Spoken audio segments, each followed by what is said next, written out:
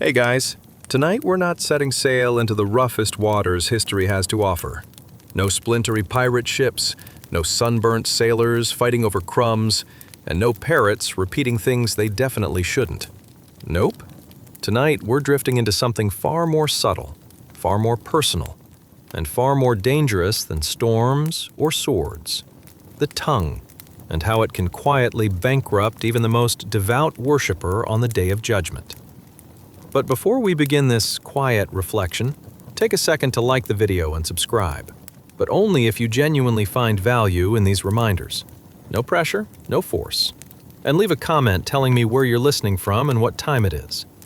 Somehow it's always 2 a.m. somewhere, and honestly, 2 a.m. is when the tongue rests, the noise fades, and the heart becomes honest. Now dim those lights, turn on a fan for that soft white noise hum. Get comfortable, wrap yourself in warmth, and maybe tuck your feet in.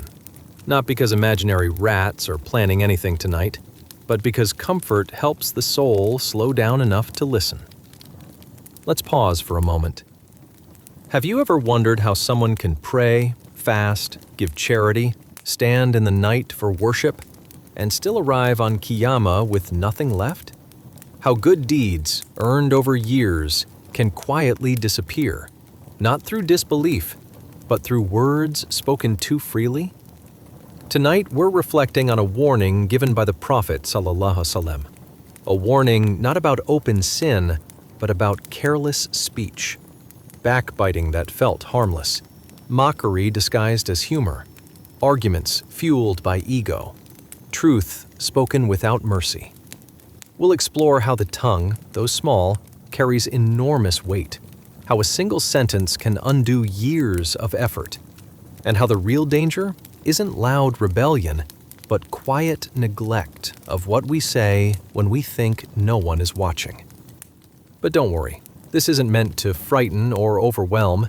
We're not shouting. We're not condemning. We're simply reflecting, slowly, honestly, and gently.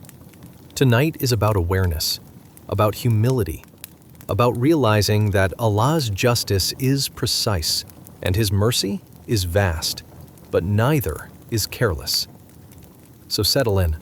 Let your breathing slow. Let your thoughts soften. Tonight, we reflect on the trap of the tongue and why guarding it may be one of the most valuable acts of worship we ever perform. Ready? Let's begin. Chapter 1.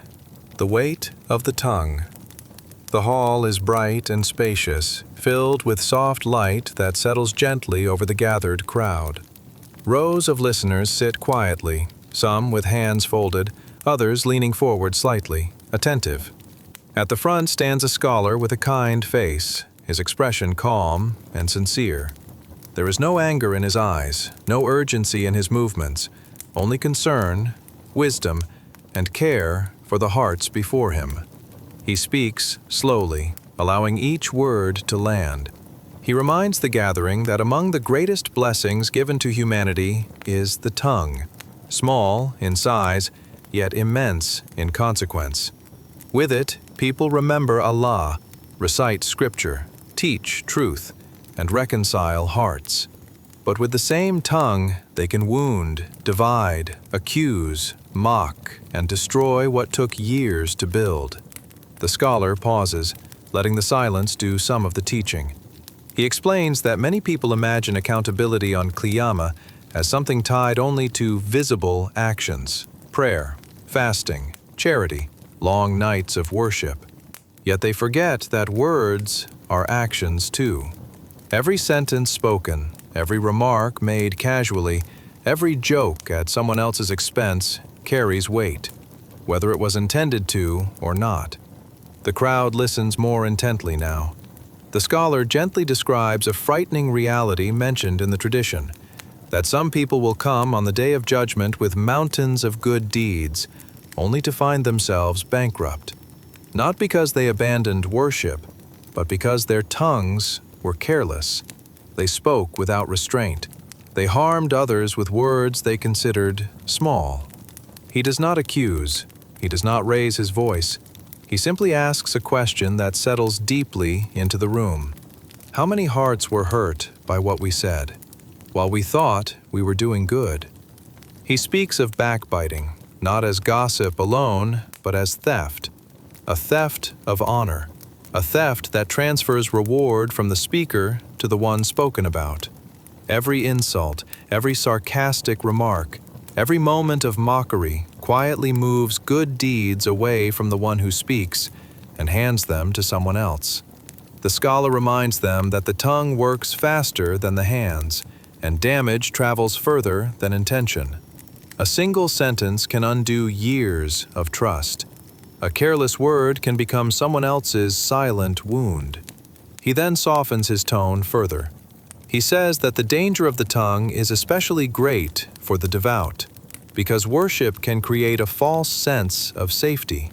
A person may pray long prayers, fast often, and give generously, yet feel entitled to speak harshly, criticize freely, or judge others publicly.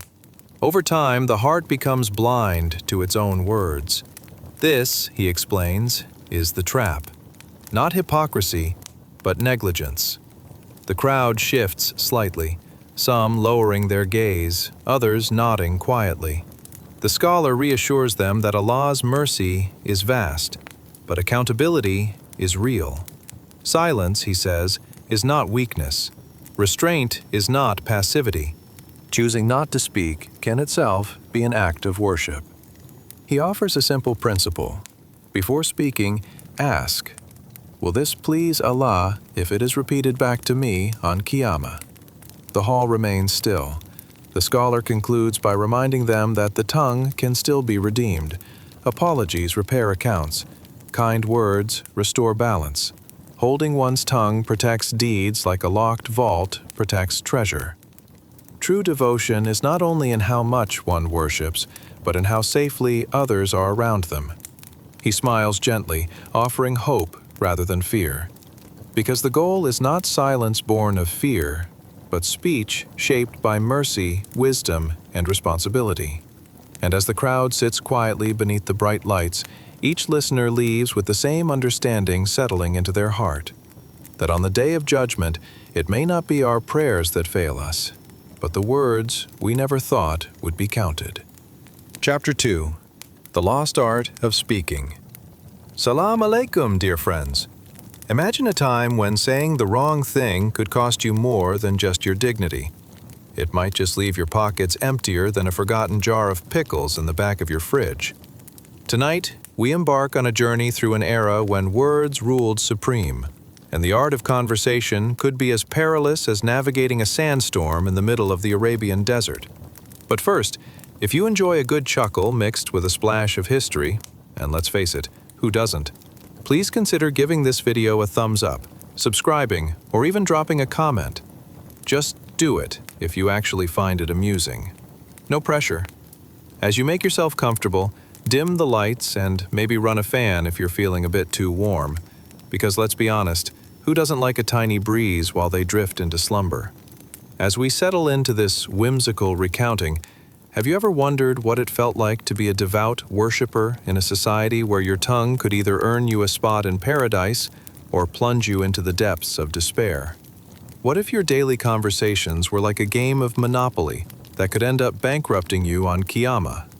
You'd probably think twice before discussing the neighbor's new donkey, wouldn't you? Here's a thought. How much do you reckon someone lost for saying, "Wow, your carpet's color clashes with your drapes"? Or consider that one guy who wanted to impress everyone with his poetic skills. Did they appreciate him, or did he just end up with a reputation to rival that of the town fool? Congratulations, dear listener. You've just woken up in 7th century Arabia, right in the heart of bustling Medina. The air is thick with the fragrant scent of spices wafting through the market, where vendors are just as likely to offer you delicious dates as they are to entwine you in a long-winded discussion about the virtues of good manners. Now let's talk about the fine art of wordplay, or rather, the pitfalls of owning a tongue that's faster than a galloping camel. People in this time had the uncanny ability to communicate their thoughts in ways so elaborate you'd think they were auditioning for the role of most overdramatic poetry reciter. Some would say, I have the finest date in town, yet last I checked, should my intellect be considered a trade, it wouldn't win me a single coin. Can you imagine someone walking up to you in the souk, declaring with a flourish, "Behold my wealth, O envy of passers-by. My house is as empty as my hopes of winning the fellowship of the elite." You'd probably be tempted to nudge them and ask if they'd like to join your weirdly overdramatic talents club. And let's not forget about rumors. In this age, your reputation was as fragile as a golden pretzel in the hands of a toddler. One poorly chosen word could spiral into a town-wide scandal quicker than you could say, "Dingbat." "Do you hear what Zaid said about that new oil merchant?" Your friend might lean in to whisper, as if reciting the town's most scandalous secret. "He claims he saw him at the last feast. Can you believe it?" As you stroll through the bustling streets, you might catch snippets of conversations where the decorum is strict and humor is often hidden like the last piece of baklava in the corner of a crowded table. The crowd is bustling with all sorts of people, farmers discussing their crops, merchants bragging about their latest deals, and poets spilling intricate verses like they're flipping pancakes on a Sunday morning.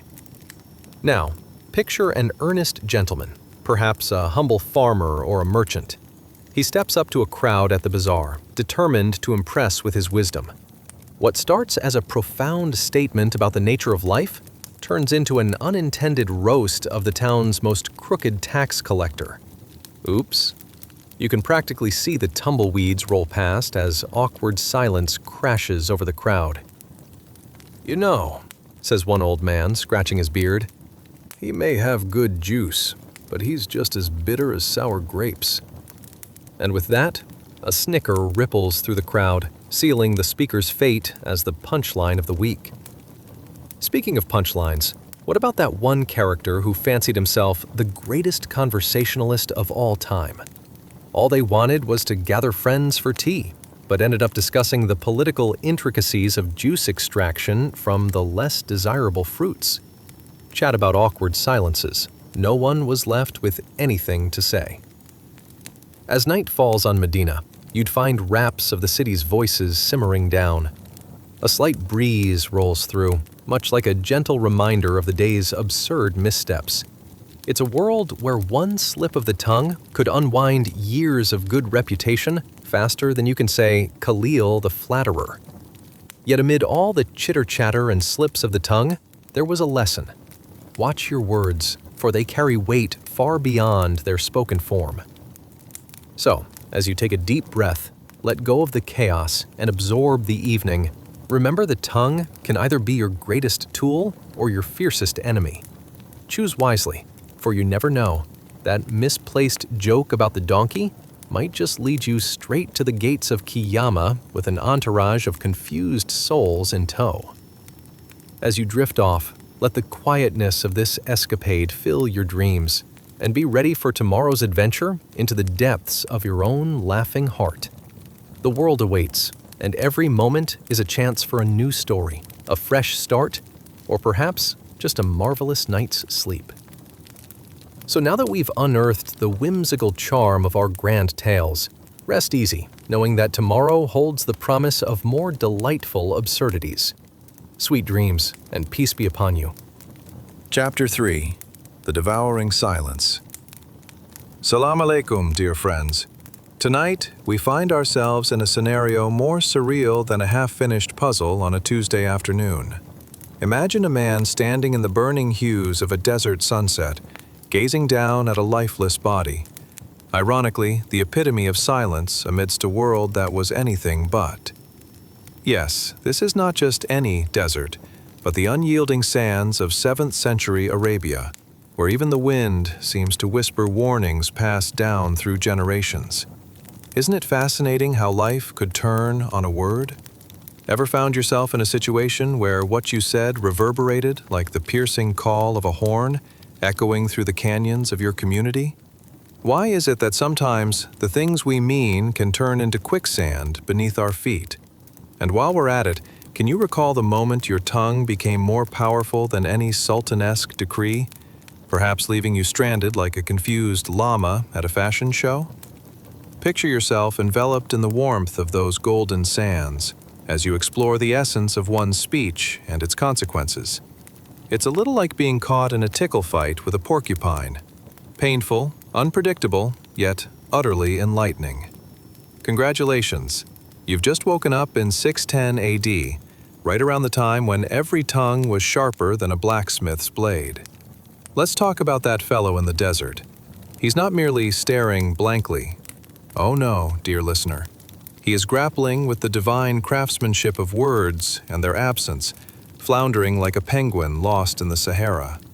This man had just uttered a string of thoughtless remarks about a fellow villager, perhaps something as benign as criticizing the man's choice of sandals, or, God forbid, his goat's hairstyle.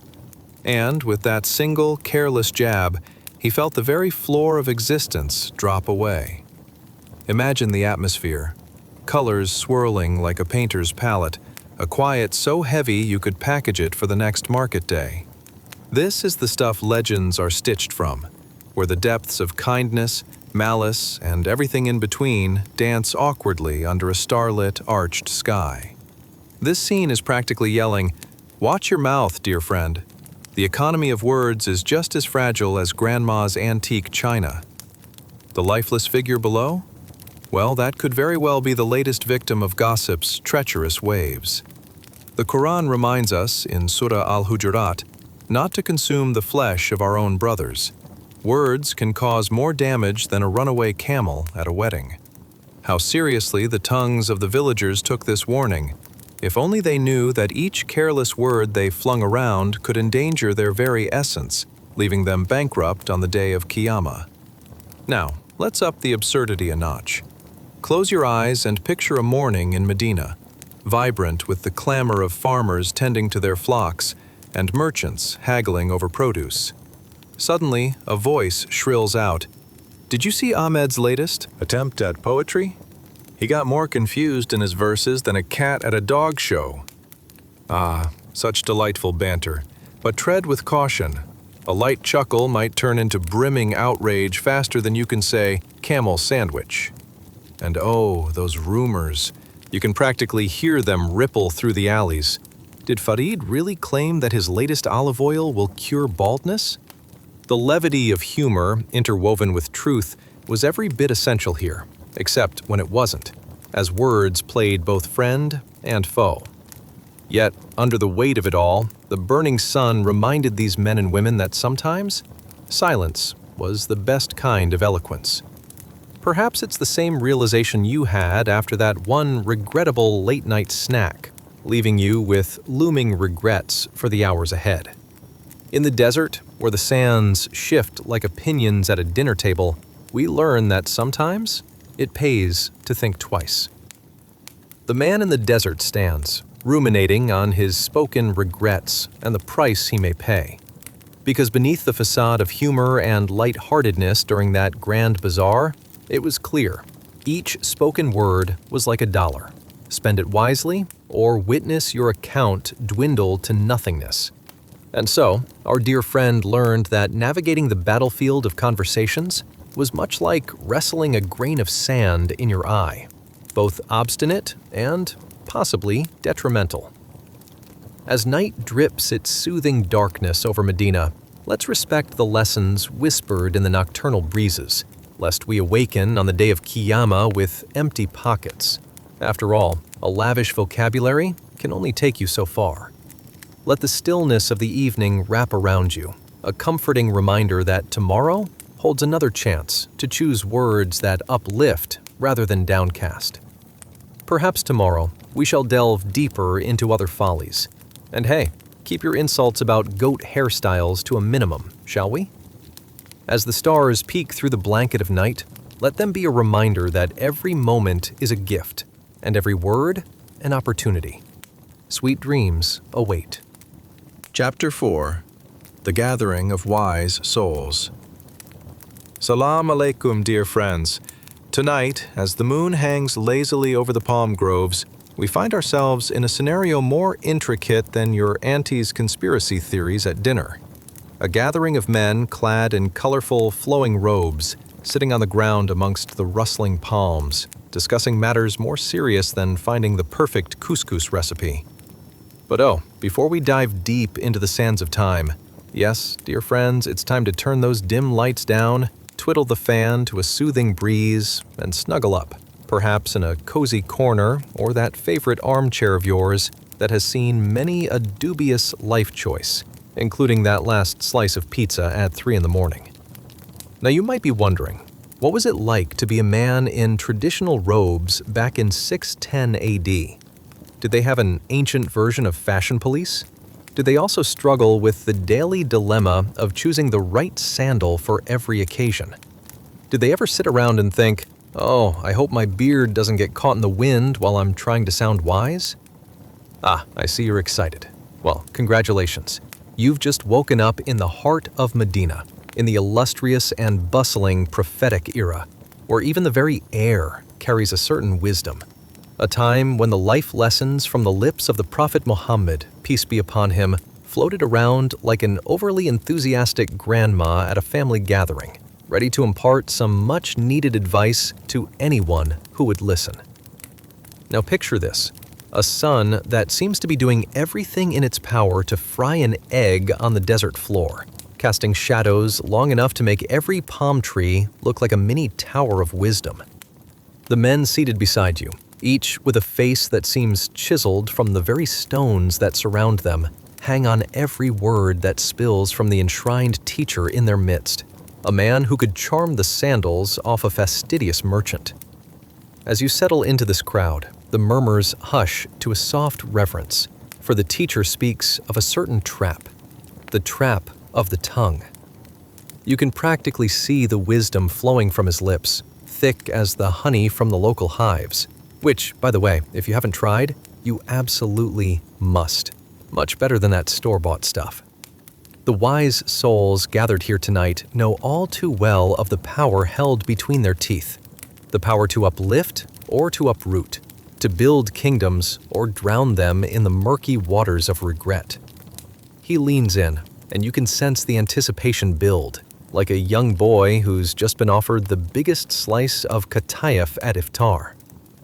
"Gentlemen," he says, his voice rolling over you like the gentle desert breeze, "beware, for each careless word you speak can cryptically dance its way into the sky, only to come crashing back down on your heads, with a fervor rivaling that of an angry goat spared this week's mutton stew."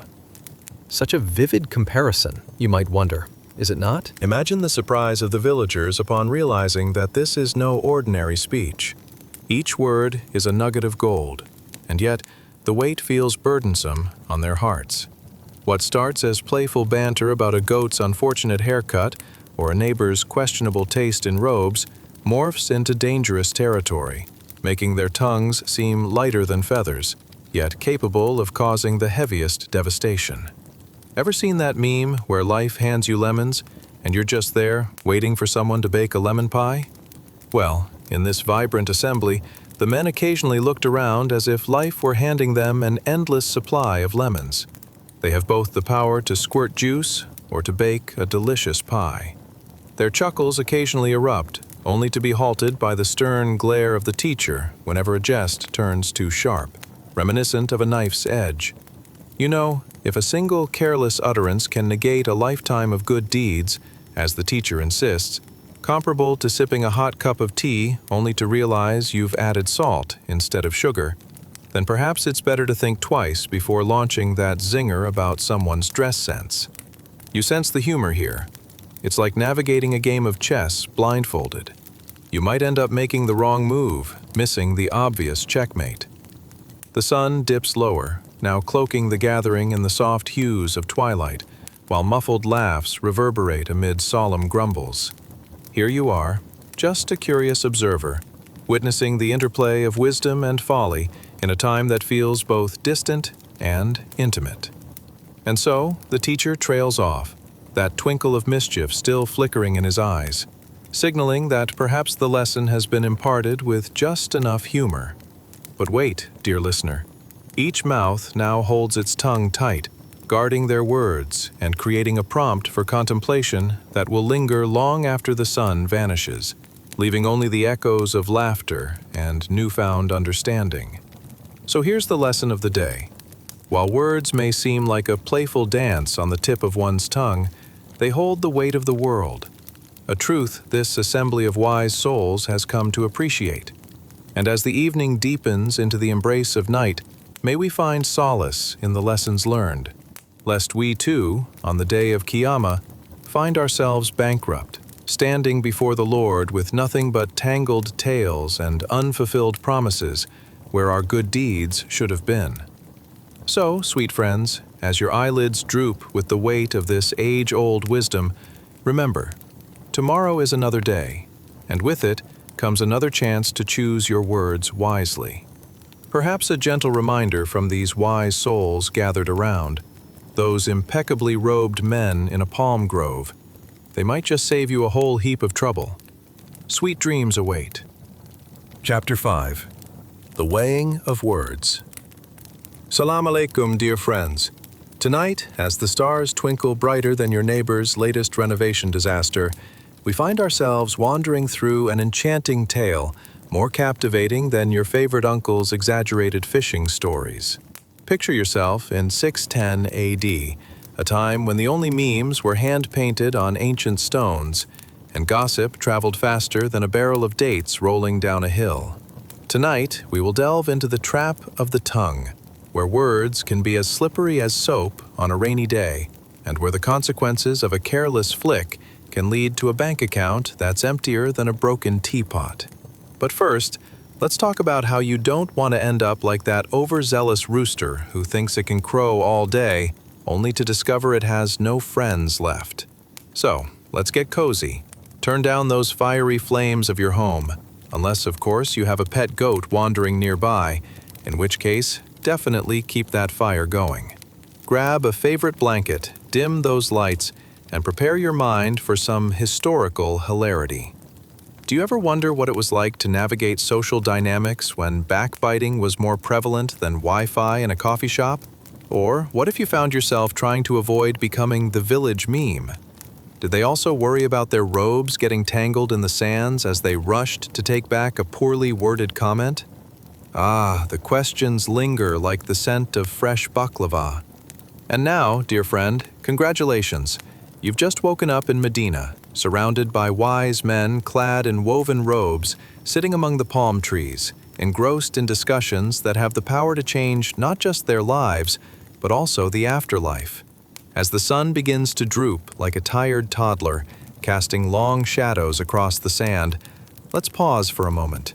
Picture in your mind the scene where everyone gathers, their expressions earnest and expectant.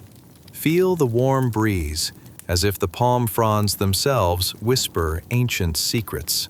The air thrums with anticipation, because the topic of the evening has arrived, the glowing scales of justice, swaying back and forth like an ancient grandfather clock, only much more poetic. Imagine a pair of celestial scales perched upon their dais, shimmering brightly so that every nefarious whisper finds its way into the balance. Should one speak ill of others behind their backs, the scales will tip, gleefully collecting the weight of their words as if it were the juiciest date in the market. Yes, dear friends, much like observing your delightful cousin going overboard with compliments about your new outfit, only to find that muted crinkle of disbelief on everyone else's faces.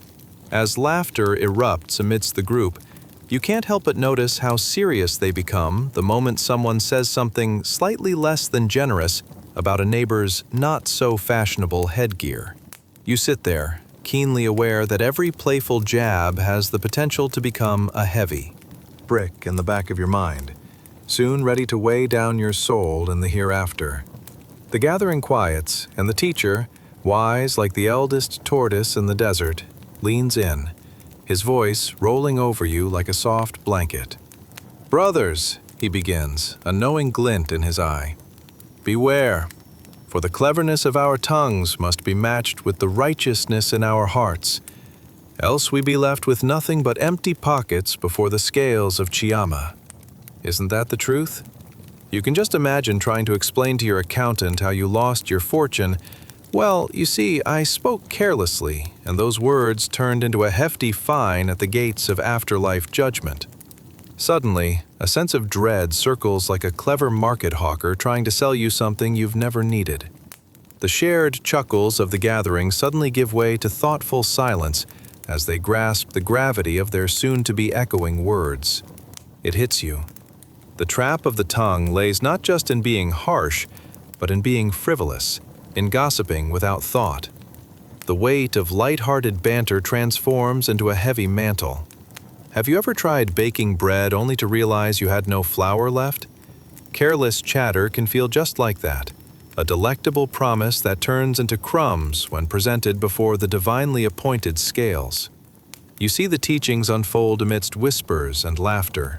Here, within the circle of wisdom, the men remember they carry the weight of their words like an extra slice of baklava that might just tip them over the edge into undelivered promises.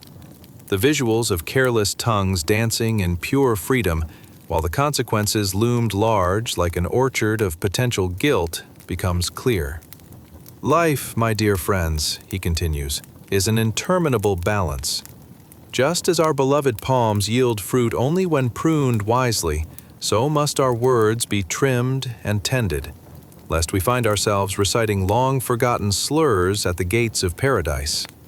When he speaks these words, a gentle breeze steals through, capturing fleeting moments of contemplation among the wise men. You smile, sensing the humor amidst the gravity, because there, under the brightening, starry skies, they embody how one might sometimes fumble, right before hitting that metaphorical wall that shifts your balance from delight to dismay. The sun's descent calls the night's gentle embrace, inviting the village dwellers to ponder. How does one tread lightly around the scales and avoid adornments of regret? More importantly, how can they weight the tongues to speak love and laughter and avoid bankrupting their deeds? So, as we take a moment to inhale the wisdom shared amidst laughter and thoughtful consideration, let's remember that each word you choose carries the potential to either light your path or shade your heart, much like casting crumbs to attract a rather disagreeable flock of sparrows. We conclude this chapter as the night deepens, leaving you with one final lesson. The scales await us all. Beware of your tongue's trap, dear friends, as words are indeed the currency of the soul, and on Qiyamah, you would want an overflowing bank of good deeds rather than restless mumbles of regret. Sweet dreams await you in the embrace of wisdom gained, all while treading the delicate line between jest and what truly matters, and what...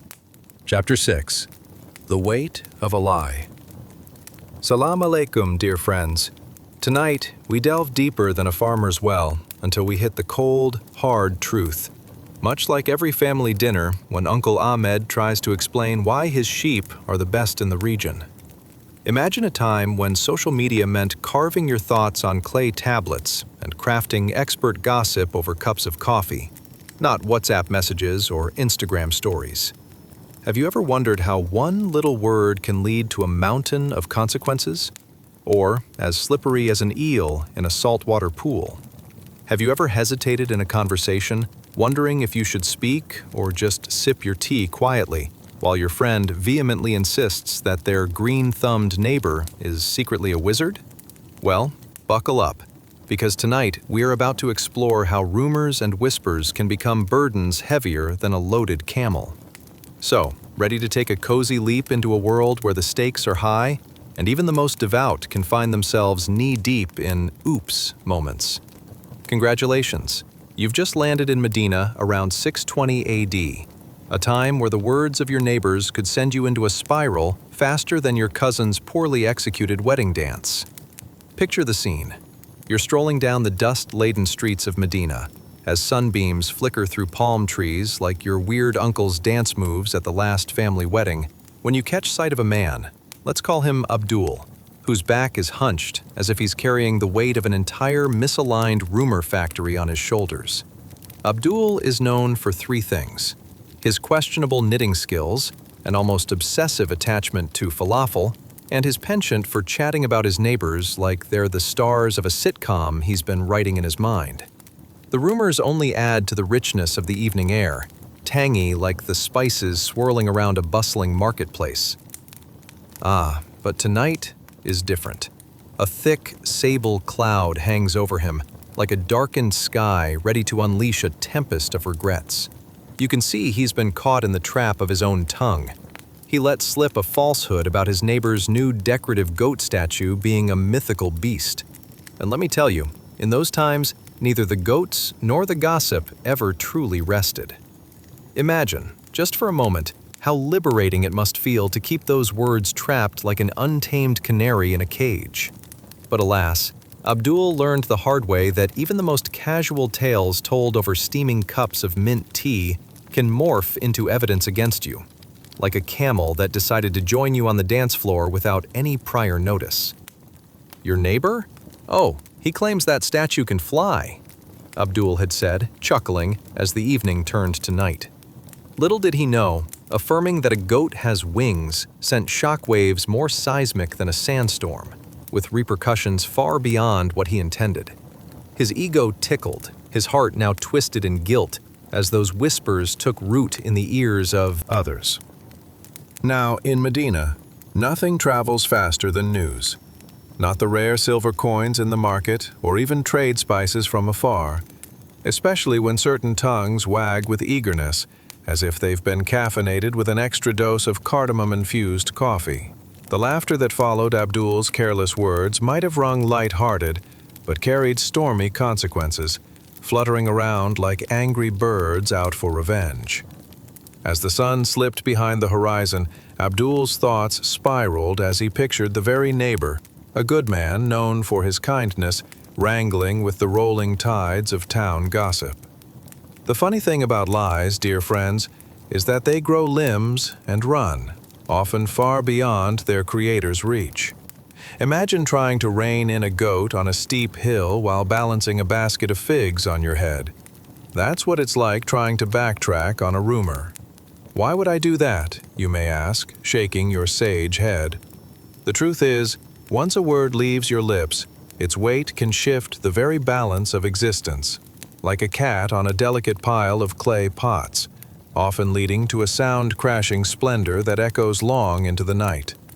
Soon enough, Abdul finds himself caught in the crossfire of social judgment, as if wearing a neon sign advertising his mistake.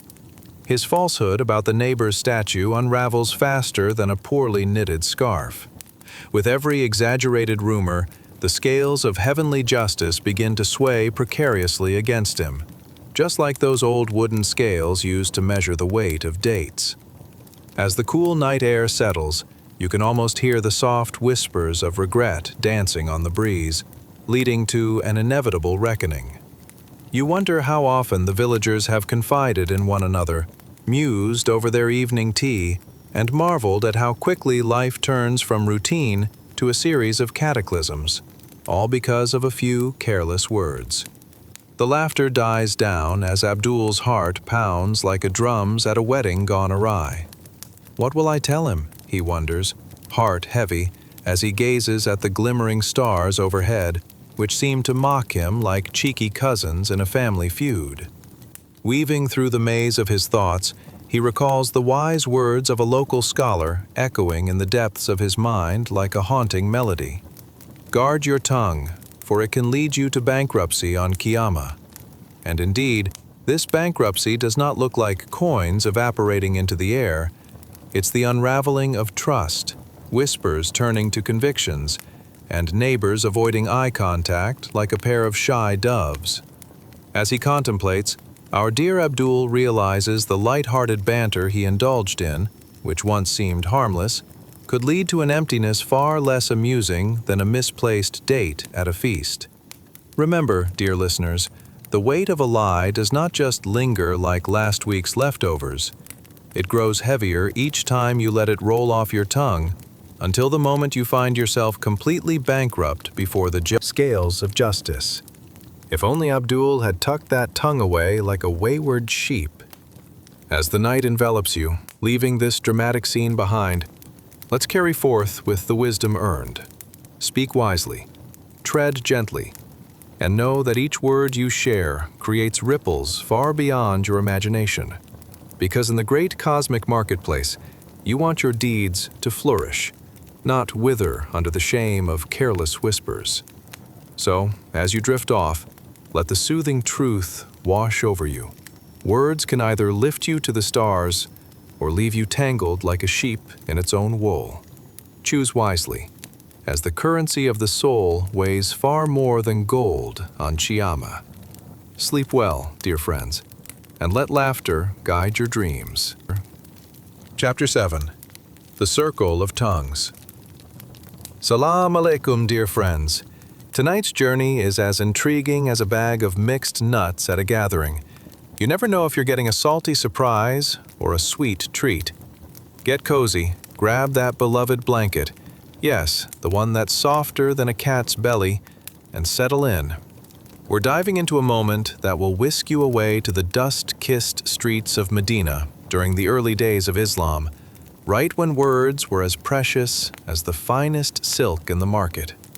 But let me ask you, have you ever sat in a circle of friends, sharing stories that tend to spiral into hilarious exaggerations? You know, where your friend's tale of fishing somehow transforms into wrestling with a shark? Or the time you mistakenly labeled your new neighbor as an undercover magician because they wore a cape? Frankly, we're diving into a topic near and dear to our hearts, the whimsical, chaotic web of words. As we prepare to settle into Medina around 625 AD, picture yourself surrounded by a group of well-meaning friends, an eclectic bunch, much like a family reunion. You've got the enthusiastic storyteller, the skeptical eye-roller, and the quiet observer who chimed in only when the conversation turned into an impromptu stand-up comedy show. "Oh, have you heard about that neighbor?" one of them whispers conspiratorially, leaning in closer like they're about to reveal the secret to immortality. The empty seat beside them represents a hushed name, a friend they're currently discussing. Let's name him Hassan. "Hassan the Honest," someone guffaws. "You know, the guy with more tails than the prophet's own family tree." The laughter bubbles around the circle, rich and warm, filling the air like the scent of fresh dates at a festive gathering. The sun dips lower in the sky, casting playful shadows that dance and flicker like your uncle trying to do the cha-cha after a few too many cups of traditional tea. But, oh, dear listeners, this is where things get dicey. Because in their laughter, hidden like a sneaky cat beneath a table, lies an unintentional trap, the slippery trap of tongues. You see, words, once spoken, are as stubborn as a donkey on a moonlit night. They refuse to go back in.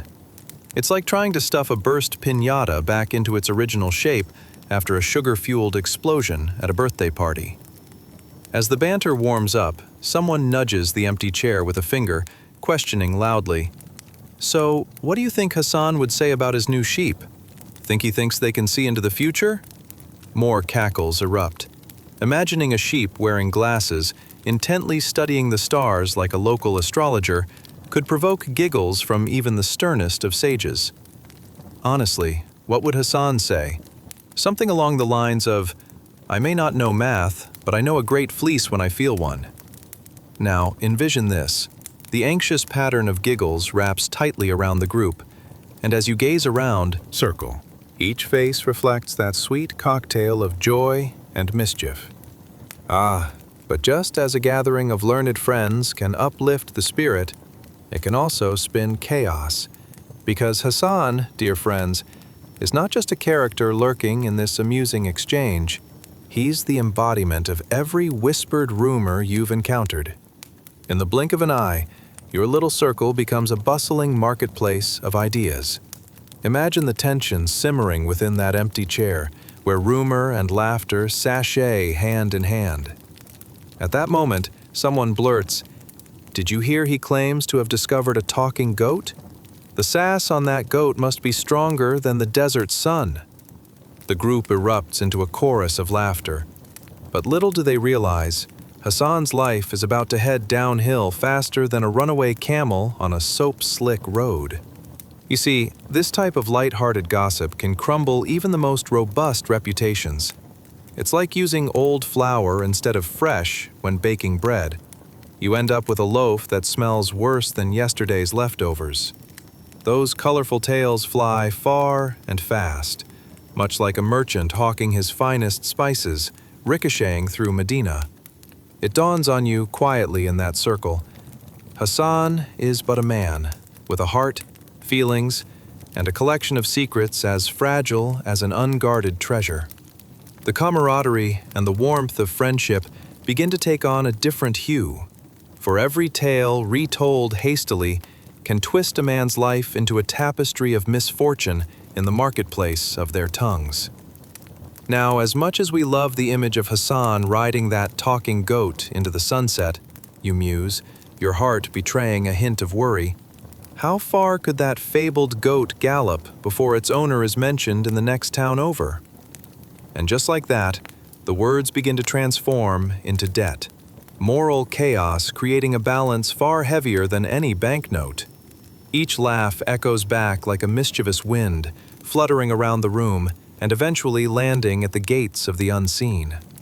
The truth, dear listeners, is that laughter doesn't need to punch down or undermine.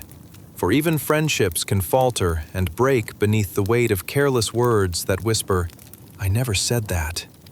Words can wield more power than a sword, and truth has a tendency to dodge the tongue like a player at a game of tag.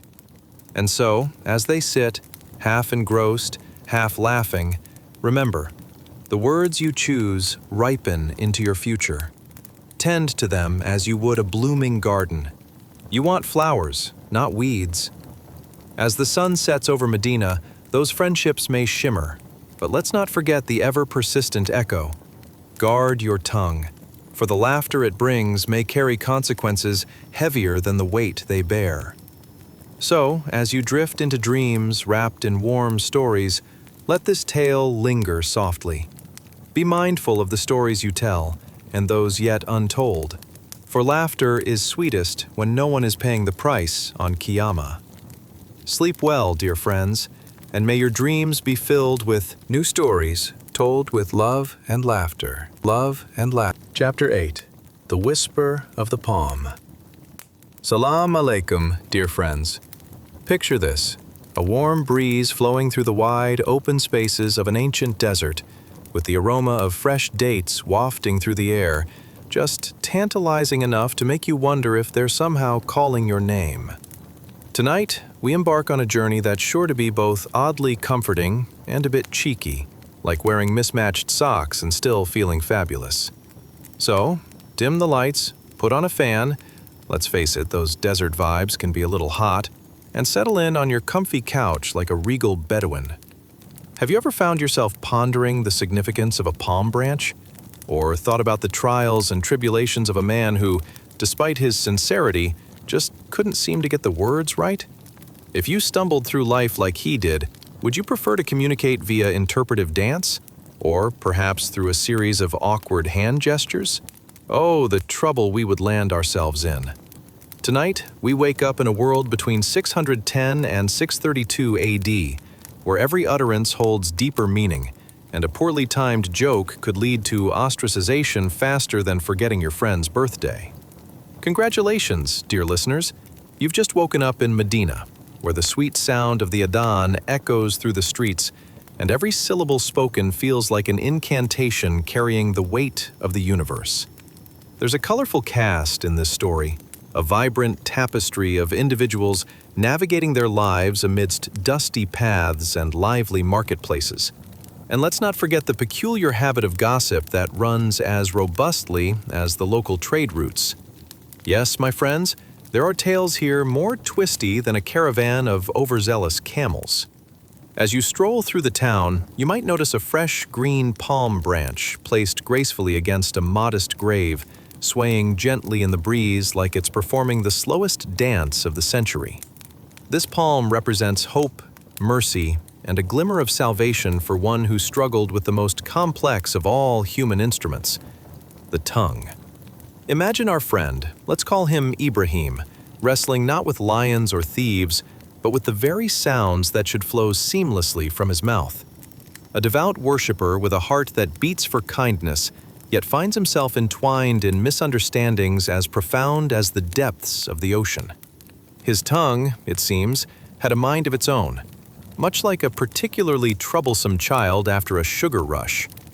Every word that left Ibrahim's mouth seemed to fit more awkwardly than a sandal 2 sizes too small. Ever find yourself in a conversation where you put your foot in your mouth so deep you could develop a callus? Yes, that was Ibrahim daily, all while surrounded by well-meaning friends who loved a good laugh, at least until it turned into a gossip campaign. "Did you hear what he said about the neighbor's new camel?" one person would say, grinning wider than a child with their favorite. Sweet. He believes it's got special powers. You'd almost think Ibrahim wants to start a circus with that imagination.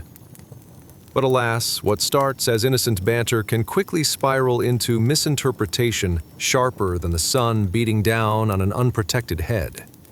Ibrahim's words, meant to inspire joy, often ended up as more of a mirage, shimmering under the sun, elusive and prone to distortion. His friends would chuckle, but truthfully, many were lazier than a cat on a hot day, finding it easier to spread tales rather than scrutinizing their accuracy. They would riff on Ibrahim's remarks, layer upon layer, until the world came to believe he was not just a man with a misunderstanding, but a connoisseur of absurdities.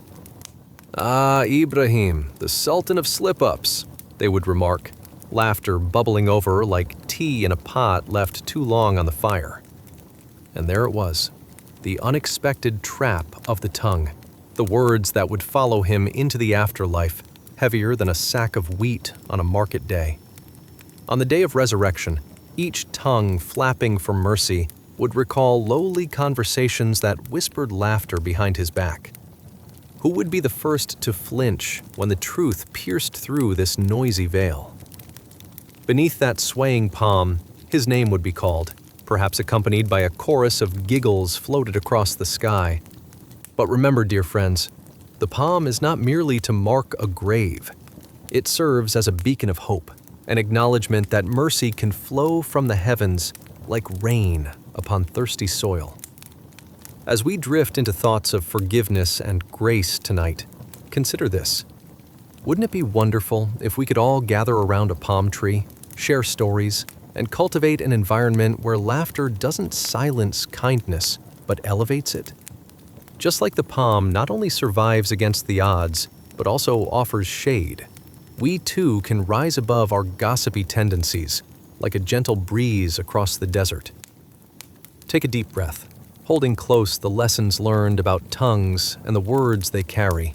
Let them remind you that even the tiniest remarks can create ripples that shape futures.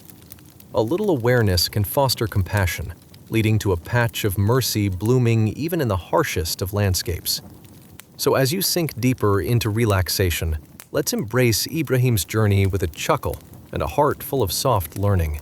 May we stand guard over our tongues and nurture kindness like the fresh green palm branch blowing over a humble grave.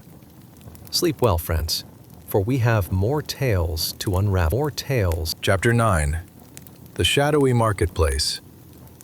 Salam alaikum, dear friends. Imagine this, a bustling marketplace in Medina, filled with vibrant colors more dazzling than your auntie's gold jewelry at a family wedding. The sweet aroma of spices and fresh bread mingles in the air, almost performing an exciting dance just for you.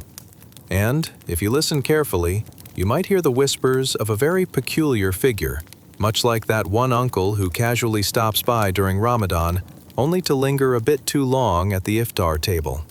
Tonight, we'll meander through this lively marketplace, under the glimmering sun of the prophetic era, where every voice carries meaning, and every word presents a slippery chance to trip over a misunderstanding. But first, a smidge of housekeeping. If you're enjoying these delightful derivations from days of yore, perhaps give us a thumbs up and subscribe, but only if you genuinely find amusement in our tales. Now, take a deep breath, picture the fragrance of saffron wafting through the air, and settle in like a Bedouin lounging on a plush carpet. Have you ever wondered what it was like to navigate gossip with the finesse of a tightrope walker? Or pondered how far a rumor can travel, like that sneaky cat that somehow finds its way into every Ramadan feast? If you've ever found yourself ahead of a blender while trying to make smoothies and ended up with a fruit explosion, you're already halfway to understanding our story. Tonight, the shadows are long, and the sun drapes itself lazily across the cobblestone streets of Medina. Congratulations, you've just woken up in 610 AD, surrounded by the cacophony of a bustling market alive with chatter, laughter, and the occasional animated debate over whose goat can jump the highest. Imagine a shadowy figure, dressed in flowing robes with a face obscured, weaving through the throng. Could it be an undercover merchant? Perhaps the most intriguing secret agent in all of Medina? No, friends, this is a different kind of character. A rogue of sorts, mischievous and whimsical, a diabolically delightful purveyor of rumors. Like a stealthy thief, this character drops small, dark stones in the path of unsuspecting townsfolk. What could they be, you wonder? Ah, these gleaming pebbles symbolize whispers of half-truths and tantalizing tales spun tighter than a Bedouin's turban. As he glides between stalls of luscious figs and basketfuls of honey, each stone lands with the weight of an unforeseen consequence. A merchant compares another's goat to a floppy-eared, tuneful nuisance, a mark of disdain that quickly morphs into, "Did you hear? Yusef's goat sings," leaving him more famous for his musical livestock than for his quality cloth. The throngs in the marketplace, having caught whiff of this delicious gossip, erupt into a melodrama hotter than freshly baked bread. "What did Yusef say about my aunt's cooking?" wonders a baker, as flour clouds his eyebrows like soft clouds in the sky. A fruit seller, all aglow with indignation, bows up. "His goat is far too loud. It should be seeking a solo act, not a grazing buddy." And suddenly, the air pulses with sarcastic misunderstandings, twisting into a tangled tapestry of debate and laughter. It's a raucous uproar. Our dear Ibrahim, trying desperately to maintain his composure amidst the chaos, sits back in disbelief. Ever had that feeling when trying to mediate a disagreement over who gets to choose the movie for the night, but instead you find yourself caught in an argument over the best popcorn seasoning? It's like that, but more historical, and definitely with a lot more sandals. As the stones create ripples through this marketplace, whispers take on lives of their own. Each tongue, once eager to share a bite of juicy news, transforms into a gossipy serpent, spitting twisty tales that spread like wildfire. The joy of sharing a laugh turns into something perilous, a reflection of tongues that are sharper than a knife at the butcher's stall. Now hang on, you might say, watching from a distance. Is there a particular trap set for our dear Devouts? Indeed there is, friends. The trap of the tongue. An array of charming half-truths that cling to the souls of the gossipers, like angry flies at a lemon juice stall. With every flick of their tongue, they unwittingly tether their integrity to the scandal, one that might follow them into Qiyamah. On that day of judgment, let's ponder what would happen when they're faced with the very stones they threw haphazardly over the marketplace. Faces flushed with the vivid memories of laughter, laughter that sunk deeper than a pebble thrown into a vast well.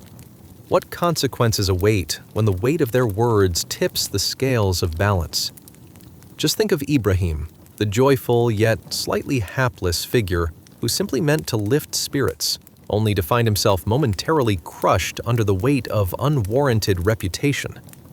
So, as you drift into peaceful slumber, reflect on how the tales of tongue-tied traitors can be a mirror for our own lives. When next you open your mouth, just consider for a split second. Are you in control of your whispers? Or are you playfully dodging pebbles that could ripple into stony consequences? Good night, dear friends. May your dreams be as sweet as honey and as gentle as the palm leaves swaying overhead. Stay with us, dear sojourners. We have more delightful mysteries to unveil tomorrow night. Unveil Chapter 10. a stand against the tidal wave of rhetoric. Salam alaikum, dear friends. Have you ever found yourself in a situation so peculiar you thought, did I really just measure my self-worth against a goat's singing ability? Tonight, we dive into a moment more delicate than your grandmother's favorite china during a family dinner, where tact is vital, but tongue is sharper than a blacksmith's finest blade. Spoiler alert, there's a brave soul among us. Imagine, if you will, a gathering in Medina so enthusiastic that the energy is practically dancing on the air, making even the strongest man among you contemplate the merits of jumping up and down like an over-caffeinated goat. The sun hangs lazily overhead, casting warm rays that create the perfect hue for a stroll down the charming lanes of the early Islamic period, where gossip was both a sport and an art form. Before we plunge deep into this delightful tale, I'd like to humbly remind you to like, subscribe, and perhaps leave a comment below. But only if your laughter is guaranteed. Now, find your favorite blanket, fluff your pillows like a true sleep ninja, and prepare for a jaunt through tongue traps and rhetorical jungle gyms. So, what happens when a group of people decides to spin yarns shorter than your local tailor's measuring tape? Could it possibly lead to misunderstandings more tangled than a cat caught in a yarn bomb? Or might it unveil the comedic talents of otherwise devout individuals, turning into the most dramatic actors this side of Qiyamah? Congratulations! You've just woken up in 610 AD, amid an uproar in the bustling marketplace of Medina, where every murmured word is like a pebble tossed into a vast lake, creating ripples you can never quite predict. Gather around as the town's gossip mill churns with vigor, and our spirited friend Ibrahim stands at the center, ready to challenge the ill winds of slander. Picture this: Ibrahim, a young man with a heart that sits proudly in his chest, watches as a band of gossipers, like a flock of hyper chickens clucking anxiously, begins to throw verbal stones behind the back of their absent friend, Youssef. With the intensity of a Ramadan feast, laden with delicious kebabs and fun cakes, Ibrahim sizes up the situation, realizing the winds of chatter threaten to transform from harmless laugh lines into dangerous storms far beyond the marketplace. "Listen, friends," he declares, raising a hand almost like a traffic cop in the midst of a bustling souk, halting the verbal avalanche. The drama unfolds. He speaks with the kind of fervor that could inspire even the grumpiest of camels. To what end does this idle gossip serve? Like a weaver threading stories into a tapestry, he interjects while casting his eyes over the quarreling crowd. His voice, both authoritative and gentle, floats through the air, momentarily pausing the very resonance of the town's gossip locomotive. What good ever comes of spreading tales that fly about the truth as if endowed with wings? Are we not better than whispers hidden in the darkness, like a roaming cat searching for scraps? A playful chuckle escapes unnoticed, drifting amongst the onlookers as they try to suppress their snickers at the imagery of a cat amidst the town square, plotting its next stealthy move for leftover dates. You wonder if even the absent Youssef is scratching his head somewhere amidst fried fish and stunning sunsets. Imagine Ibrahim, graceful but intrepid, striking a heroic pose, reminiscent of those ancient tales where heroes stood defiantly against fearsome dragons. He wields his voice as a protectively sharpened sword, while the gossipers, mortified yet bemused, find themselves trapped by their own words. Each tale they crafted is now reflected back, transformed from merriment to contemplation. Their eyes widen, glancing around, uncertain if they will be painted with the same paintbrush of ridicule. Friends, while your tongues may dance like lively lizards, there's an understanding I wish you to ponder. Words can build a bridge or dig a chasm. What shall we choose? He implores, arms wide as if to embrace the crowd like a delightful donut in a sweet shop. And in this moment, You can't help but picture Ibrahim guiding them through the complexities of wordplay, like a seasoned chef cradling fragile pastries. I can assure you, nobody wins when tongues become weapons, for the day of reckoning, or Qiyamah, awaits us all. The crowd starts to stir, a curious air buzzing like bees around a blossoming flower. Is that a glimmer of realization? Could it be the seeds of reflection planted in thought-burdened hearts starting to germinate? A resounding silence descends as Ibrahim's challenge hangs in the air, like a promise of sweets around the iftar table, just waiting to be savored.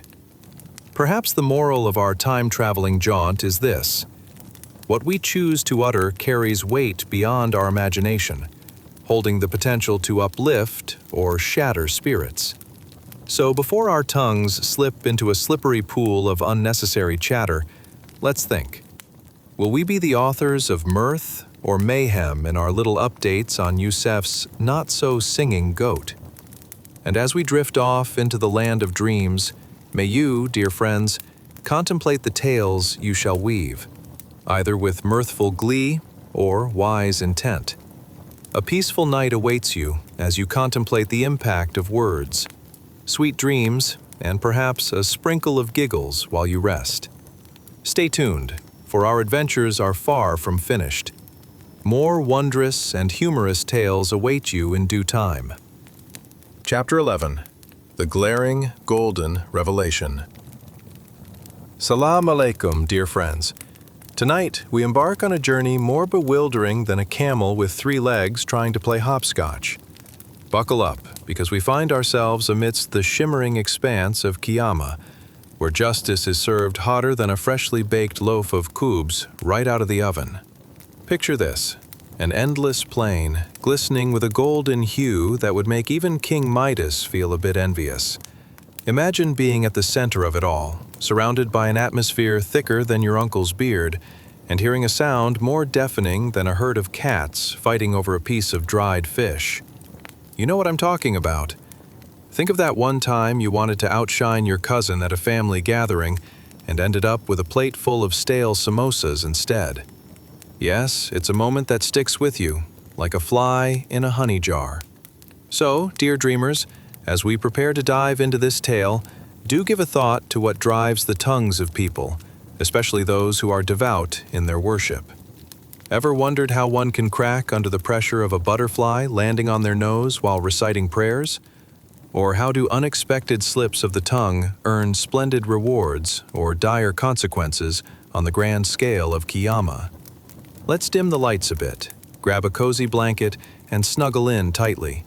Relax as we slip into the vibrant tapestry of the early Islamic period, when whispering tales behind closed doors was more popular than sharing that divine recipe for date pudding. Congratulations! You've just woken up in 630 AD, in a sunlit realm where each word might just weigh more than an elephant. Now, allow your imagination to float like a cloud over the vast plain of judgment where our story unfolds. Let's paint a scene infused with laughter and light, a situation where a certain worshiper, let's call him Ahmed, finds himself standing on this dazzling expanse. Beneath the brilliant sun, a sun that honestly wasn't shy about showing off its rays, Ahmed glances down at his bags, gold glowing brighter than the glitter on a peacock's tail. He had always been a proud worshiper, delivering the most eloquent prayers with the kind of flair that could steal a thunderous applause from a crowd. However, little did he know that today would take a turn more surprising than when your favorite uncle declares he's adopting a parrot. Suddenly, Ahmed watches in astonishment as these bags of glowing light are being handed out to people he once jested about, their spiritual worth apparently more impactful than the weight of their misfortunes. Wait, Ahmed thinks. Didn't I just see him? Pointing at a man who spent his afternoons weaving baskets and thinking deeply about the versatility of palm fronds. You could almost hear the silent gossip echoing, as if the universe whispered, "Oh, sweet irony." A voice boomed across the expanse, as ostentatious as the Sultan's throne. "Each bag represents the essence of your words, dear Ahmed. and their impact. Ahmed squinted hard at the source.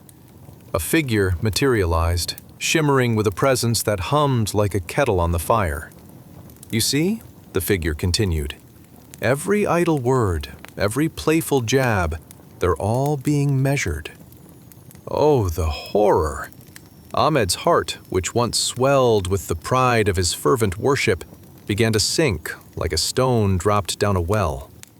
As the bags were passed around, his own shone less brightly, and the bags that full-heartedly sparkled belonged to those he had once made light of. Imagine this. Ibrahim, a quirky yet humble neighbor of Ahmed, known for sharing honey with the bees instead of keeping it for himself, now stood in a golden glow brighter than 3 moons. Ah, the irony, you chuckle. You'd laugh too if the absurdity hadn't just hit you like a runaway camel at full gallop. And so, as Ahmed stood there on that plane, internally spiraling faster than a dizzying dervish, he realized words matter. Just like a cat deciding whether to curl up on your lap or the neighbor's pile of laundry, the choices made with that wiggly little tongue could lead to fortunes, or, as it seemed, a bit of destitution on the day of judgment. Did I really mock him for that? For trying to do right by everyone? He pondered, the weight of his words enveloping him tighter than a matching set of hand-knitted sweaters. The clarity hit him like a splash of cold water on a summer night. Those idle jokes? They were little fires, burning holes in the fabric of their community. You could almost hear the townsfolk mumbling. Whoever would have thought that praise and jest could carry such weight? A life destined for projects and prayers, sacrificed upon the altar of pointed laughter. It's the kind of twist that prompts you to check again where your fortune lies. Little did Ahmed know, this judgment wasn't just about him. Each bag radiated love, wisdom, generosity, the very essence of the words that escaped people's lips. As he stood amongst the swirling atmosphere of golden light, it was evident. The day of reckoning calls each of us to account for our stories painted in words. The blended hues of laughter and sincerity would forever echo through eternity, reminding Ahmed, every tongue dances to a rhythm, a divine script of purpose that reverberates through the air, fueled by intention. The lesson dawned brightly for everyone around, like a long-footed camel adorned for a festival. Maybe, just maybe, laughter without kindness brought far less sparkle than Ahmed had ever imagined. And as he watched the distribution unfold, he resolved to embed compassion into his words, leaving behind the burdens of mockery and stepping into a realm where joy could lift far more than idle chatter ever could. With this revelation, Ahmed wasn't just standing in judgment. He was standing on the precipice of understanding, ready to weave a new narrative, a narrative that honored every soul, shared joy, and treasured kindness. Because in the grand tapestry of words, laughter should always wear a crown of compassion.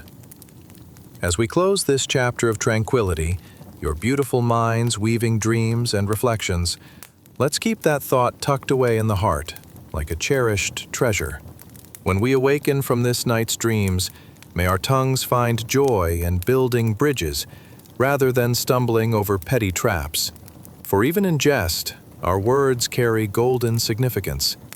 Rest easy, dear friends, for the night is long, and dreams await you. The journeys through lands yet unexplored, where laughter and kindness reign supreme. Chapter 12. The Weight of Words in the Abyss of Judgment. Salam alaikum, dear dreamers. Tonight, we unfurl the tapestry of a story more intriguing than an ostrich in mourning sandals.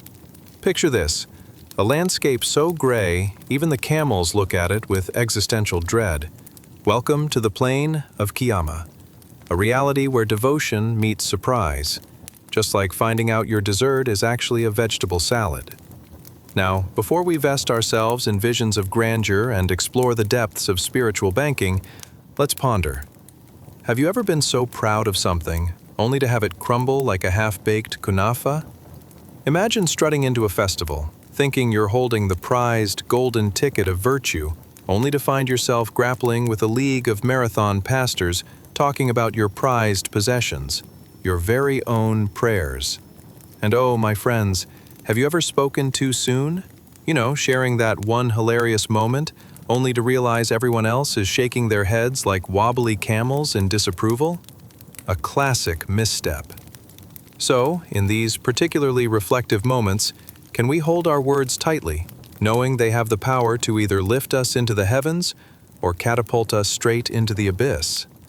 Yes, it sounds a lot like a reality show waiting to be filmed. Congratulations, my wonderful listeners. You've just woken up in the tumultuous years of 630 AD, an era with the strength of poetic expression, but the frailty of unintended mockery.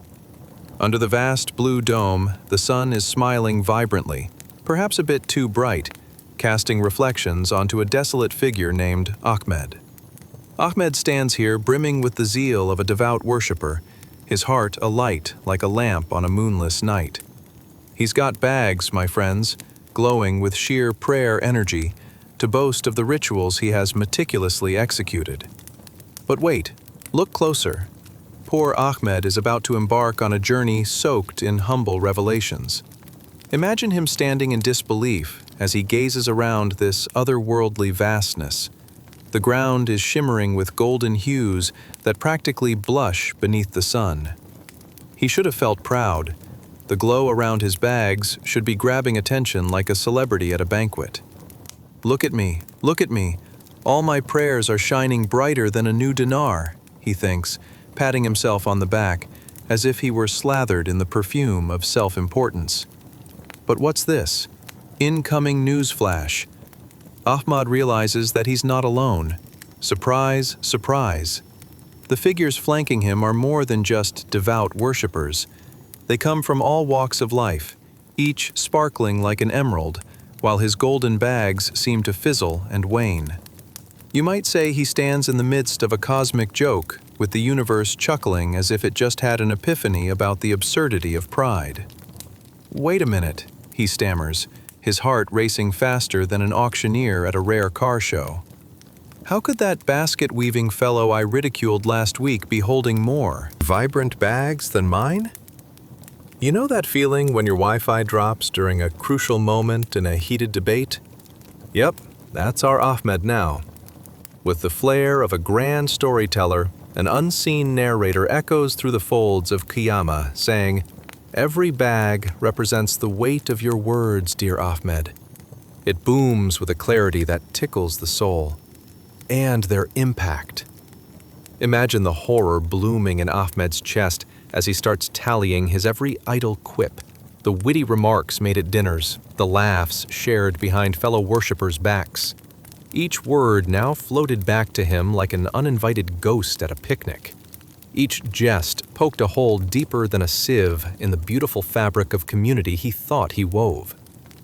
"Oh, the irony," he gasps, clutching his forehead as if a headache's about to sprout like a palm tree in a desert. There stood his neighbor Ibrahim, the gentle-hearted man known to share his honey as generously as he shares his laughter. Today he sparkled brighter than a shooting star, his bags radiating warmth that could put the sun to shame. Can you even imagine the chatter of the crowd? "Would you look at that?" whispers one person, pulling a friend closer. "Isn't that the guy who made fun of Ibrahim's overflowing kindness?" Can you see it? It's like witnessing a sitcom unfold before your eyes, where everyone has their own character arcs, and the laughs come from unexpected realizations. As Ahmed stands there, his heart flutters more than a butterfly on a sugar high, and a grave realization sweeps over him. I've squandered my treasures. My words were meant to uplift, not diminish. My tongue, oh my tongue, could lead either bridges or canyons. The stark contrast beams down on him, changing his very essence. It's raining epiphanies. And thus, dear listeners, as Ahmed grapples with the weight of his realizations, words that can either glitter like gold or rust into despair, he stands poised at a crossroad, ready to embrace not just the laughter shared, but the spirit of unity that was meant to bind them. More than an exercise in wit, he is here to reinvent himself, to pocket the laughter that does not sting. So, as you, my friends, settle into your pillows nestled among the stars, may Ahmed's journey serve as a soft reminder. In the tapestry of life, let not our tongues weave tales wrapped too tightly in jest, but rather let them unfold in kindness, compassion, and connection. For the universe is listening, and every word carries weight, light or heavy. So tangle your intentions with joy, and let laughter born of love be the only currency. Remember, humor is best served with a pinch of kindness, filling both our bags and the hearts of those around us. As the night embraces your sleepy thoughts, let kindness echo through your dreams, reminding you that even a simple word can become a lasting treasure or a fleeting folly.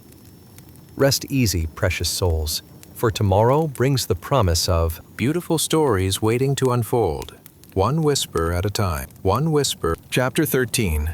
The Whispering Fountain, Beneath the Surface of Social Harmony. Salam alaikum, dear dreamers. Tonight, we step into a moment as serene as a cat on a fresh pile of laundry. A delightful sight during the early Islamic period, complete with its dreams and dramas. Picture this. A gentle breeze brushes against the lush green palms, while a warm sun hovers over the vibrating life of Medina, much like a wise elder cautiously raising an eyebrow at youthful exuberance. Now, imagine hearing the sound of water dancing joyfully as it tumbles down from a fountain, accompanied by sporadic bursts of laughter and light-hearted banter.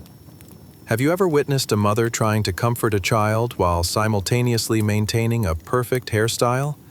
Hilarious, isn't it? Well, in this charming scene, our protagonist, a peaceful woman named Yasmin, radiates an aura brighter than a freshly polished sword, even amidst the whispers that flutter around her like pesky flies at an outdoor feast. Yasmin, like a wise nightingale perched upon fragrant blooms, sits beside the fountain, her heart overflowing with kindness. She is adorned in a simple yet elegant garment that drapes softly over her form, whispering tales of both humility and grace. As the water sparkles, so do the little moments of joy reflecting in her eyes. Yes, she seems to glow, and not merely because of her radiant spirit, although it's undoubtedly helping. Let's just say she might have also enjoyed one too many dates this morning. But what's a lovely day without a sprinkle of drama?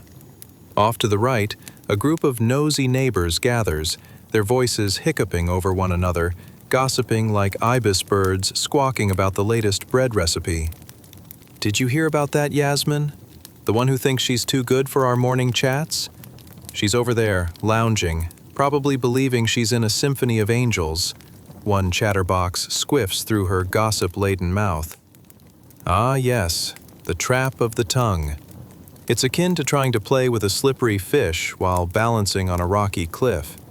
In a minute, it all slips away, and if you're not careful, you're left grasping for answers beneath the waves of misunderstandings. Yet here, in this world of brilliance and blunders, Yasmin remains unfazed. Here's how she manages to keep calm amidst the whispers that tiptoe around her like stubborn shadows. As you breathe in the cool, letuhemo scent of pomelo blooming just beyond the fountain, imagine Yasmin catching snippets of their gossip. It tickles her ears like a feather duster hosting a dust bunny party. I swear, if they spent half as much time being kind as they do judging, there'd be no need for charity, she smiles to herself, putting emphasis on no need, with a sweet sincerity that could melt even the iciest of hearts. Suddenly, a natural counter-argument forms in her mind. Have you ever found yourself in fraught discussions where clever comebacks flooded your brain after the moment had passed? Quite inconvenient, I assure you. Yasmin understands that the words wrapped around her like a thick blanket of judgment are steeped in ignorance. Yet instead of firing back with hot retorts, which would feel more like adding fuel to a bonfire, she knows the power of her words can either sow discord or foster love. She stretches out a hand toward the bubbling fountain, allowing the droplets to sprinkle onto her skin like a gentle reminder of life's subtleties. Suddenly, it dawns on her that the whispers are not just rumbles against her, but rather echoes of insecurities surfacing from those around her. Perhaps they're simply grasping for validation, much like a child trying to reach the top shelf of grandma's pantry. Why don't they bring me into their laughter? Maybe they haven't realized, but kindness is the secret ingredient that spices up this recipe of life, she muses softly, her thoughts swirling with empathy rather than resentment. And with this epiphany, as grand as a hot air balloon drifting across the sapphire sky, she decides it's time to share her own brand of sunshine. "Hey there," Yasmin calls out, her voice as warm as freshly baked bread. "Why don't you all come over here? This fountain has more stories than a sleepy cat by the fireplace." The chatterboxes pause, their feathers slightly ruffled as they turn to her, hesitating like a puppy, unsure about approaching a bowl filled with tempting food. One of them, a woman clad in a patterned shawl that suggests she's been through more than a few haggles at the market, chuckles nervously. "Well, we were just discussing how you—" "Oh, please," Yasmin interjects lightly. "Let's focus on our harmonies tonight rather than our misunderstandings." Her words ring out as melodiously as the birds lounging in nearby trees, and before they know it, the gentle rift of chatter transforms into laughter. The gossip shifts from her to shared memories, aspirations, and plans. As the water fountain continues its bubbling symphony, Yasmin realizes that positive energy can spark a delightful change in the community. By choosing kindness over confrontation, she has unknotted a tangled web of tongues and transformed a potentially awkward ensemble into something radiant and filled with growth. And isn't that a bit like life? The miscommunication turning into understanding can paint the dullest moments in broad strokes of color. As you nestle deeper into your cozy blankets, may Yasmin's charming tale remind you of the essence of community, one that pulses with warmth, care, and shared laughter, no matter how silly it may seem. Rest easy tonight, dear listeners, and dream sweetly of moments where kindness reigns, tongues are gentle, and where the fountain of love flows just as easily as that refreshing stream beside Yasmin. A true testament to the beauty that enlivens even the most mundane of lives. Chapter 14. The Wise Elder and the Trap of the Tongue. Salam alaikum, dear dreamers. Tonight we'll take a delightful detour into a serene stone courtyard during the prophetic era, a time when even the gossip sounds as ancient and deep as a well with no bottom. You're in for a real treat. Ever imagined what it's like to wake up in a world where your biggest risk was stepping on a goat's tail while waiting to speak your truth? Picture this. The sun is shining brighter than a newly minted coin, the air scented with the fragrance of fresh bread from nearby bakeries, and our dear protagonist, Zaid, stands nervously before a wise elder, trying not to drop the woes of his heart with the grace of a clumsy camel. Now, if you've ever struggled to find the right words in a heated discussion, you'll relate to Zaid. Does he risk sounding silly, or does he dive head first into the deep end? Like deciding whether to jump into a vast ocean or wade cautiously at the shoreline. Both options may lead to a splash. But, dear listeners, let's not forget, sometimes the biggest challenges arise not from the weight of your grievances, but from the slippery nature of words. As Zaid stands in the sun-kissed courtyard, he feels a strange cocktail of hope and fear swirling in his belly. The wise elder, shrouded in robes that twirl like playful siblings in a gentle wind, sits cross-legged on a stone bench, emanating a wisdom so thick you could slice it with a sword. "Speak, my boy," the elder beckons, voice as soothing as a cool sip of water on a hot day. Zaid opens his mouth, but it feels as if an overcooked chickpea is lodged in his throat. You see," he stumbles, fiddling with the hem of his garment, "I have, a little situation." Flattened by the weight of the world, as if he's carrying too much bread for the market day, he finally spills out his woes like grains of sand slipping through loose fingers. "People have taken my goats," he exclaims dramatically. It's like watching dessert tumble off a tabletop. Everyone gasps, but Zaid's loss feels heavier than the biggest pot of stew on a winter's night. The elder inclines his head slowly, his eyes twinkling like stars, and replies, "Ah, my dear boy, the true gravity of your goats may lie not merely in their weight, but in the chatty voices that have accompanied their vanishing." Zaid squints, wondering if the elder has gotten lost in a labyrinth of metaphors. "You see, words," begins the elder, as if teaching a tiny bird to fly, "are like the pigeons that coo sweetly in the courtyard. If left unchecked, they fly in all directions, confusing everyone, including yourself. Beware the trap of the tongue." Zaid rolls his eyes, anticipating an hour with the elder before he hears wisdom as clear as a day in springtime. "But how can my goats be about words?" he asks, hoping for a direct response. The elder chuckles, enjoying a cackle that dances in rhythm with the rustling leaves. "Imagine, dear Zaid, if you stir up gossip out of your grief, you might lose not just your goats, but also the goodwill of your neighbors. They'll trade opinions faster than a merchant trading spices. 'Oh, Zaid must have mistreated his goats. That is why they left.' And just like that, your goats have transformed into grand tales. You haven't just lost livestock. You've also welcomed scandalous rumors as squatters in your village."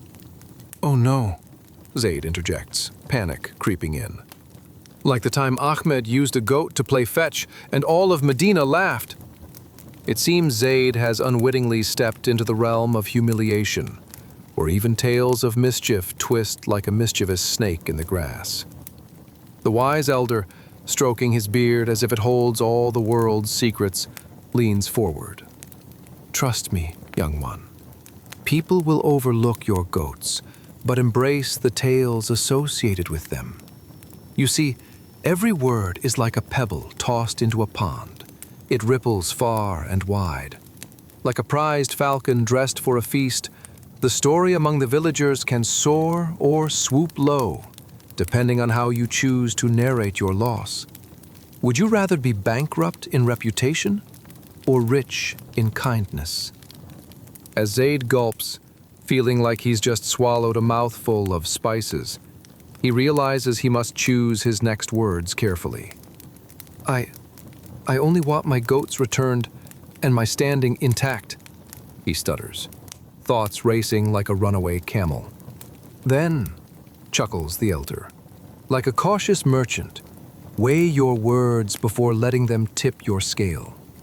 Ask for justice, but pepper it with kindness. Even the goats would return faster to a warm invitation than to a whimper of despair." Just when Zaid thought he wouldn't survive another moment without his goats or dignity, the elder leans back, enveloping them both in the golden warmth that so often lingers in Persian markets after a fine day of trades. "Now," he says with a crafty grin, "shall we go gather your goats without the bedlam of tales competing for attention?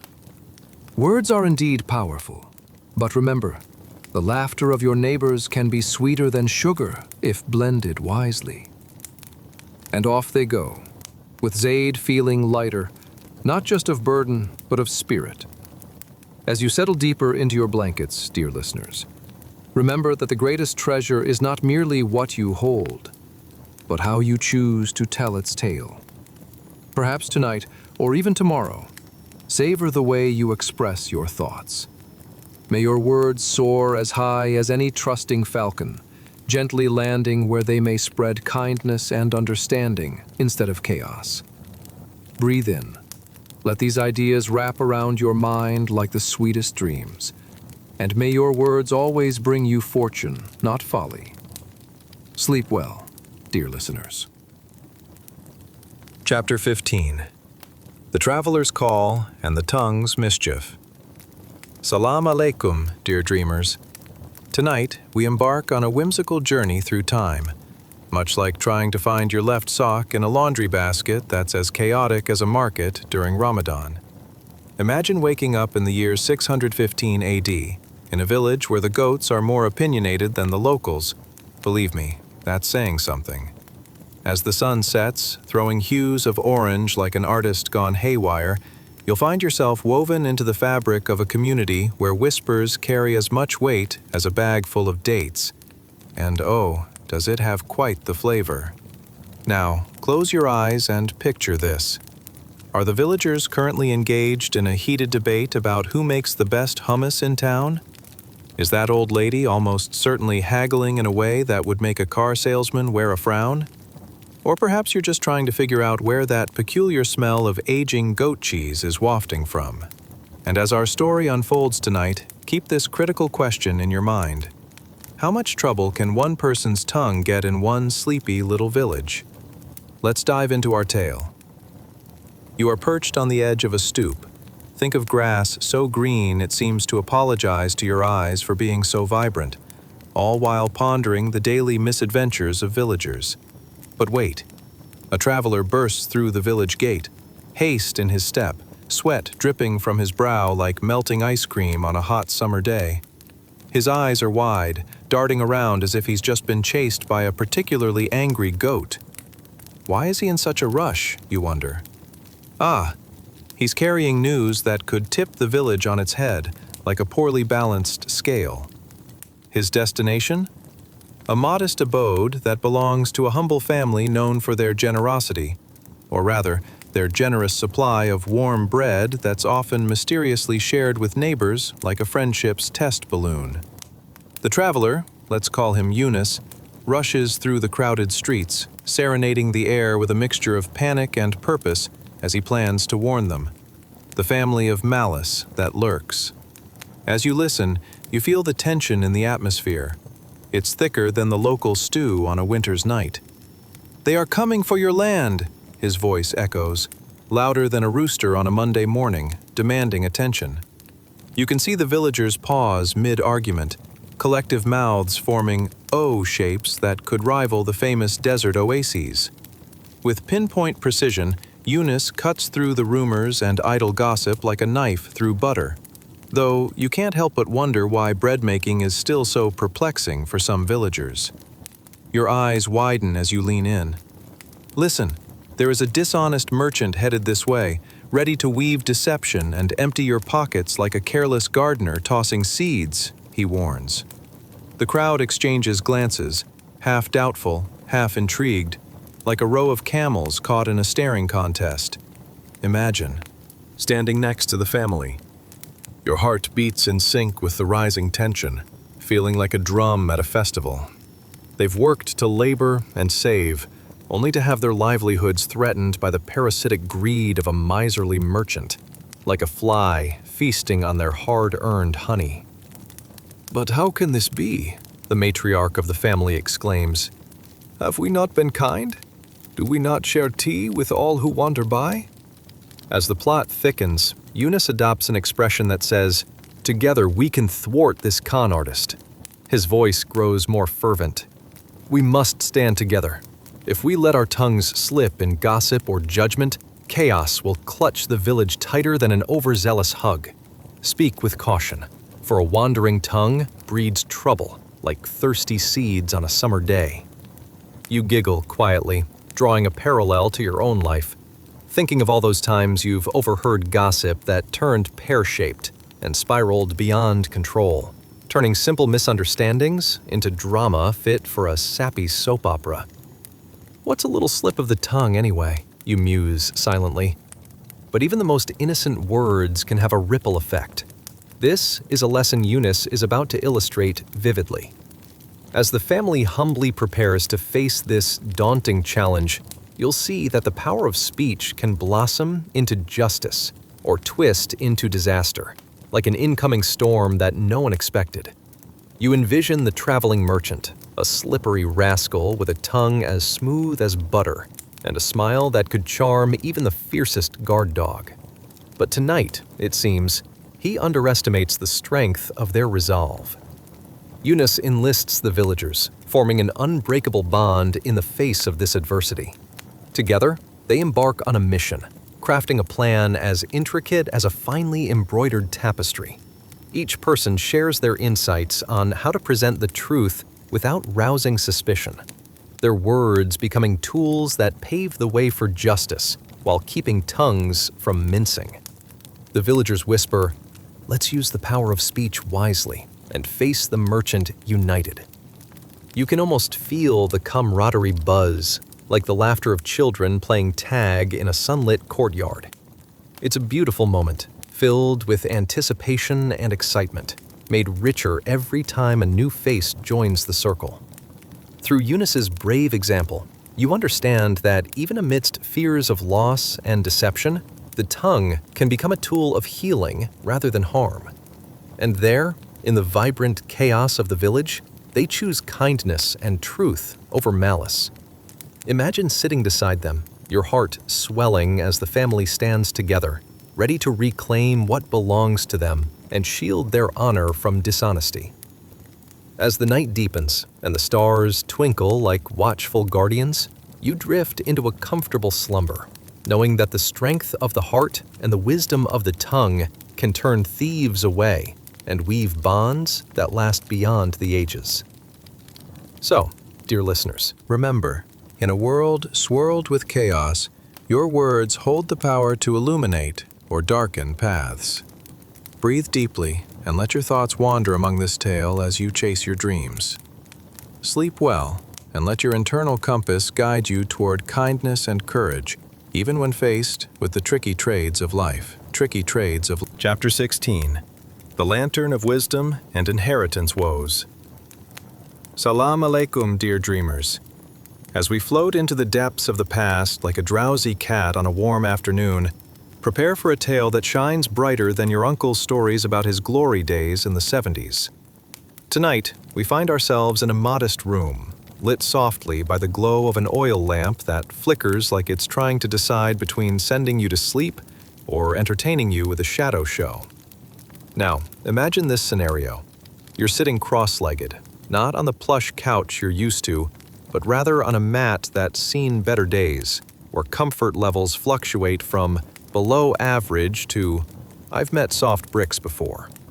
The scent of spiced tea hangs in the air, mingling with a hint of tanned leather that tells the story of many generations before, much like the fateful tales told on stormy nights.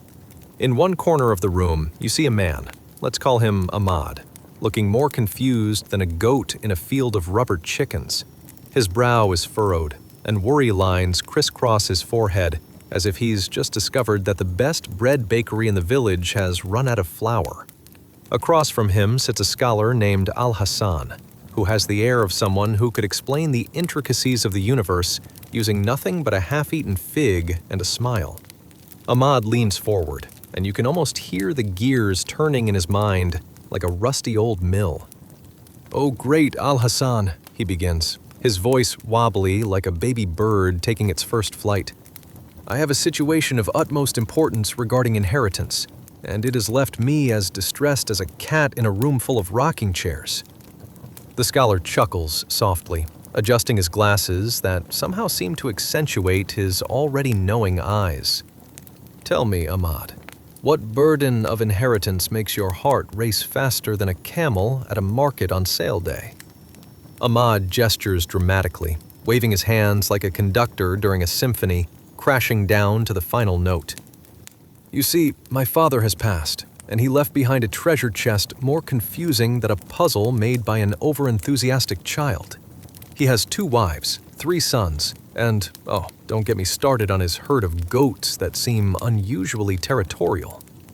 The scholar nods and leans back, thinking deeply, his fingers steepling as he reflects. It's a move that says, "Oh, I remember my own family, and that time I drunkenly tried to explain the laws of inheritance to a group of sleepy camels." Ahmad continues, the urgency in his voice sharp enough to slice through bread. "But there's controversy. The second wife believes she deserves more because she baked the fluffiest bread, and has even taught the youngest son how to juggle dates. Meanwhile, the first wife thinks that her years of managing the household should count for something too. At this, Al-Hassan raises an eyebrow, amused by the spectacle before him. Ahmad, my friend, it seems the law of Inheritance is as complicated as navigating through Dina's famous fruit stall, the one that looks organized but always leaves you with pickles when you meant to buy apples. The laughter shared fills the room, a soothing balm over Ahmad's fraying nerves.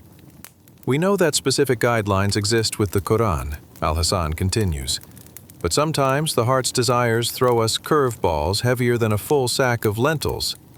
Ahmad sighs. But what do I do?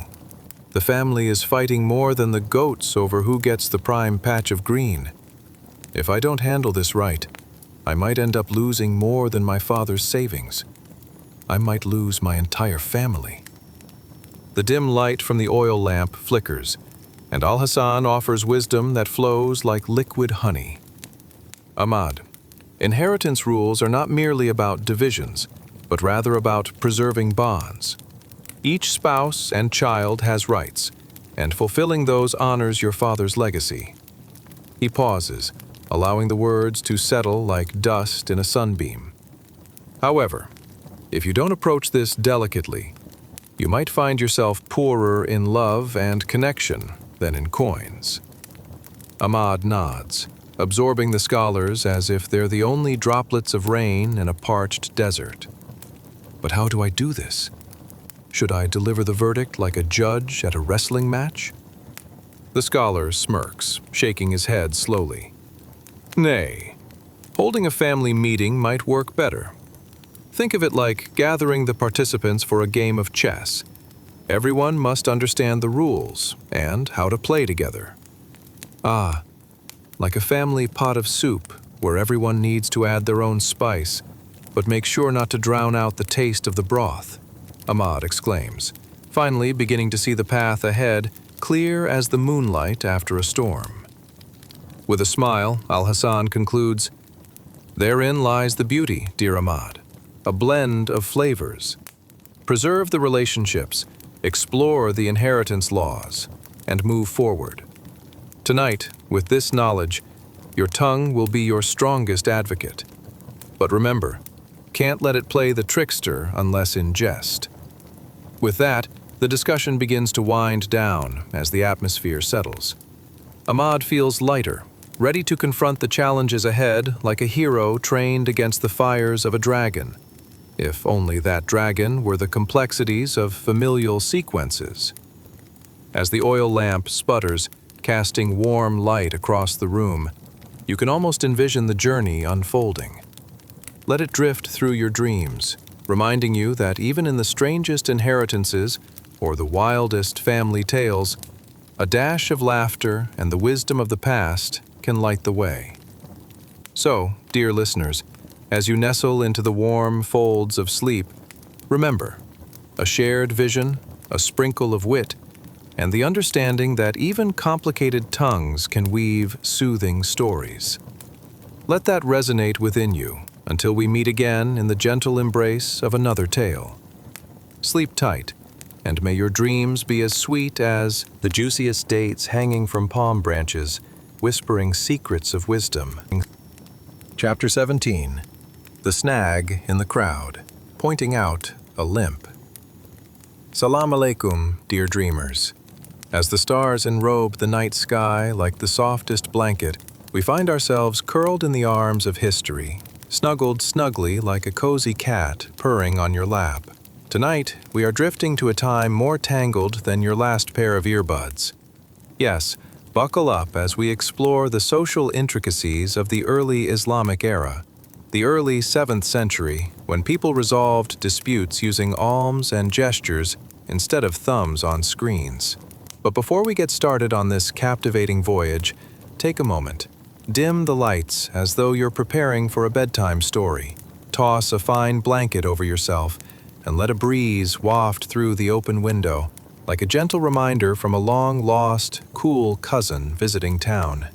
Have you ever thought about how many ways you can find your friends in a crowd? Perhaps you're running through a critical moment, frantically scanning faces. Could that be Ahmad? No, he's wearing a sash. Are those the swordsmen? Nope, just a group of overly enthusiastic bakers, clearly hoping for an award for the fluffiest bread. Or what about the guy who limps just enough to catch your attention, but not enough to be a viable contestant in camel and egg race? You know what I mean. So picture this. You're in a bustling marketplace. Lively chatter fills the air like the rich scent of cardamom. Suddenly, you find yourself on a quest. You need to identify your friend, and all you have is a vague description. He's sort of limping. Oh, how frustrating. How often do we find ourselves in a conundrum, like seeking a reliable Wi-Fi signal in a crowded cafe, or trying to locate the one person in a sea of mismatched scarves who knows the answer to the existential question, what's for dinner? Yet here you are, armed with just one clue. As you navigate through the throng of faces bobbing like melons at a summer fair, you can almost hear the soundtrack of your life playing, a blend of flustered oops and victorious aha. But don't fret just yet. Finally, you spot a figure, a man traversing the complicated tapestry of fezzes and tunics, his gait a symphony of determination mixed with awkwardness. Yes, the subtle limp. It's like that distinctive tune played every Friday morning on your local radio, reminding everyone that weekend adventures await. As you point him out to your friend, you realize how easy it might be to get lost in fleeting judgments. In this vibrant scene, it's effortless to dismiss the value of each character, especially when each one carries with them a lifetime of stories, antics, and perhaps even a goat or two that mismanaged their grazing duties. Look, you whisper to your companion, your voice rich with excitement. That's him, over there, the one with the limp that looks like a disgruntled chicken trying to jog. That's how I met him last week, wobbling along, and I thought he might fall, but he didn't. He merely transitioned smoothly to what can only be described as an impressive pirouette, necessitated by an unexpected but ill-timed goat crossing. And with that, you both chuckle in unison, and you realize the feat wasn't just in pointing him out, but in the shared humor of a moment where you both suddenly have the same mental image. It's a funny thing, laughter. It unites people more than any grand exchange of goods or over-enthusiastic debates on the best method of olive oil extraction. But let's remember, navigating life in such a way doesn't come without its risks. Just like how Ahmad learned that pointing out a limp could lead to unintended misunderstandings. Perhaps someone thinking, "That's not how you honor someone, good sir?" Or, "Did you notice how the limp was actually a secret dance move?" Navigating your way through a complex social landscape requires a certain finesse, an art form, really. Somewhere between sincere compassion and clumsy clattering, you'll discover a road that leads to deeper understanding. Relationships, much like untangling your headphones, can become a delightful mess if you apply the wrong technique. As you think about this, the scene unfolds. The man with the limp approaches your party, and his smile is brighter than the surface of a pomegranate, reflecting a life lived amidst both hard knocks and honed silver linings. You can't help but admire how these tiny details, an awkward gait, a cheerful smile, tell layers upon layers of stories that go well beyond the physical. And who knows, perhaps that half-struggled pirouette is a metaphor for your own life at times, learning to navigate the rough patches while still adding a touch of flair. You turn to your friend, now your eyes smiling even brighter than the oil lamps around you. With that light-hearted spirit, you both approach him, ready for a conversation, ready to piece together not just a moment, but a shared history cloud-kissed by laughter and gentle wisdom. As we drift along this path of self-discovery and understanding, let it linger in your dreams tonight, whispering to you how important it is, through laughter and light, to embrace each quirk and nuance. Every limp tells a story, and every story deserves its chance to dance. Sleep tight, dear listeners, and let the moonlight guide your journeys through the vast tapestry of history, where wisdom often walks a little crooked, yet full of inspiration. Until we meet again, May your dreams be a patchwork of colorful characters and enlightening encounters. Chapter 18. Two Fathers and the Tongue Trap.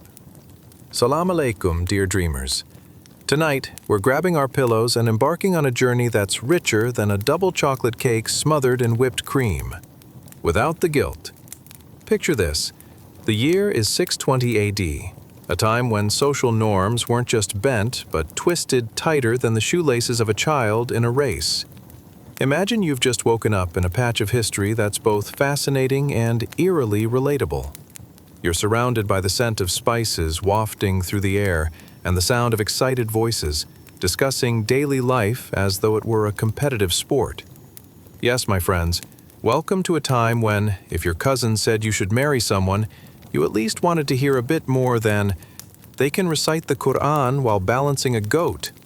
Before we get any further, have you ever thought about how tricky it can be to choose a spouse based on, let's say, their ability to handle awkward social situations? Like, what if they accidentally insult your mother with a slip of the tongue? Or picture them at a family gathering, nervously shuffling between elders, one moment discussing the weather, the next tripping into a full-blown debate over who can cook the best hummus. Think awkward, think generous helpings of chickpeas and hilarious, inappropriate silences. And as we tumble into this time, you might ask yourself, how do two fathers decide the fate of their children based on just chat and concern? What if they start trading embarrassing stories about their youth that leave them both in stitches, possibly doubting their children's choices? Will anyone emerge victorious from a sarcastic quip over how smooth their own tongue was back in the day? Congratulations, you're here, surrounded by two fathers sitting cross-legged on the soft, woven carpets of a modest home, sharing their candid thoughts like they're in a soap opera. The sounds of the bustling Medina market drift in, fragrant spices, playful laughter from children, and the excite-inspired chatter about who just shared which gossip. As you ease into the scene, you can hear the creaking of an old wooden door, and your eyes settle on two fathers, Shaheen and Malik, deep in discussion like culinary masters debating the right ratio of salt to spice. Shaheen's brow is knitted, and an almost comical worry is painted across his face. Have you seen your son? The boy can speak beautifully, yet I fear his tongue is a trickster. Malik chuckles softly, aware of the insinuation but feeling it nonetheless. Well, you know what they say, smooth tongue, empty mind. If I believed everything my son spun in his last fanciful story about a flying camel, I'd invest in a lift-off rooster. They both erupt into laughter that echoes like playful thunder within the walls of their abode.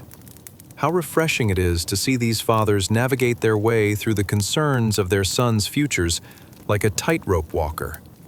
At sunrise. Careful, yet oddly entertaining. But laughter aside, Shaheen leans forward, dropping his voice as if sharing a secret about a forbidden spice mix. In all seriousness, Malik, I worry. In this time, if our boys cannot keep their words sweet, they'll find themselves bankrupt at Qiyamah, with tongues heavier than an anchor. His playfully exaggerated gestures paint a vivid picture, and you can't help but chuckle along with him. Imagine getting to the day of judgment, ready to boast of good deeds, only to find yourself in a bind. Perhaps your tongue just insulted an elder in a flurry of witty sarcasm. Malik nods solemnly, but a smirk dances on the corner of his lips. Ah, yes, all that talking, and what do they have? Only the humble sounds of silence. And what of my son? He was asking me where to buy that latest cool robe. I told him not until he practices the fine art of saying something without stepping on toes. As they chuckle once more, the conversation naturally curtails into what makes a good match. Might the bride be a sweet talker, or is it the gentle coaxing? Do they seek out the spices of life, or are they merely seasoned storytellers?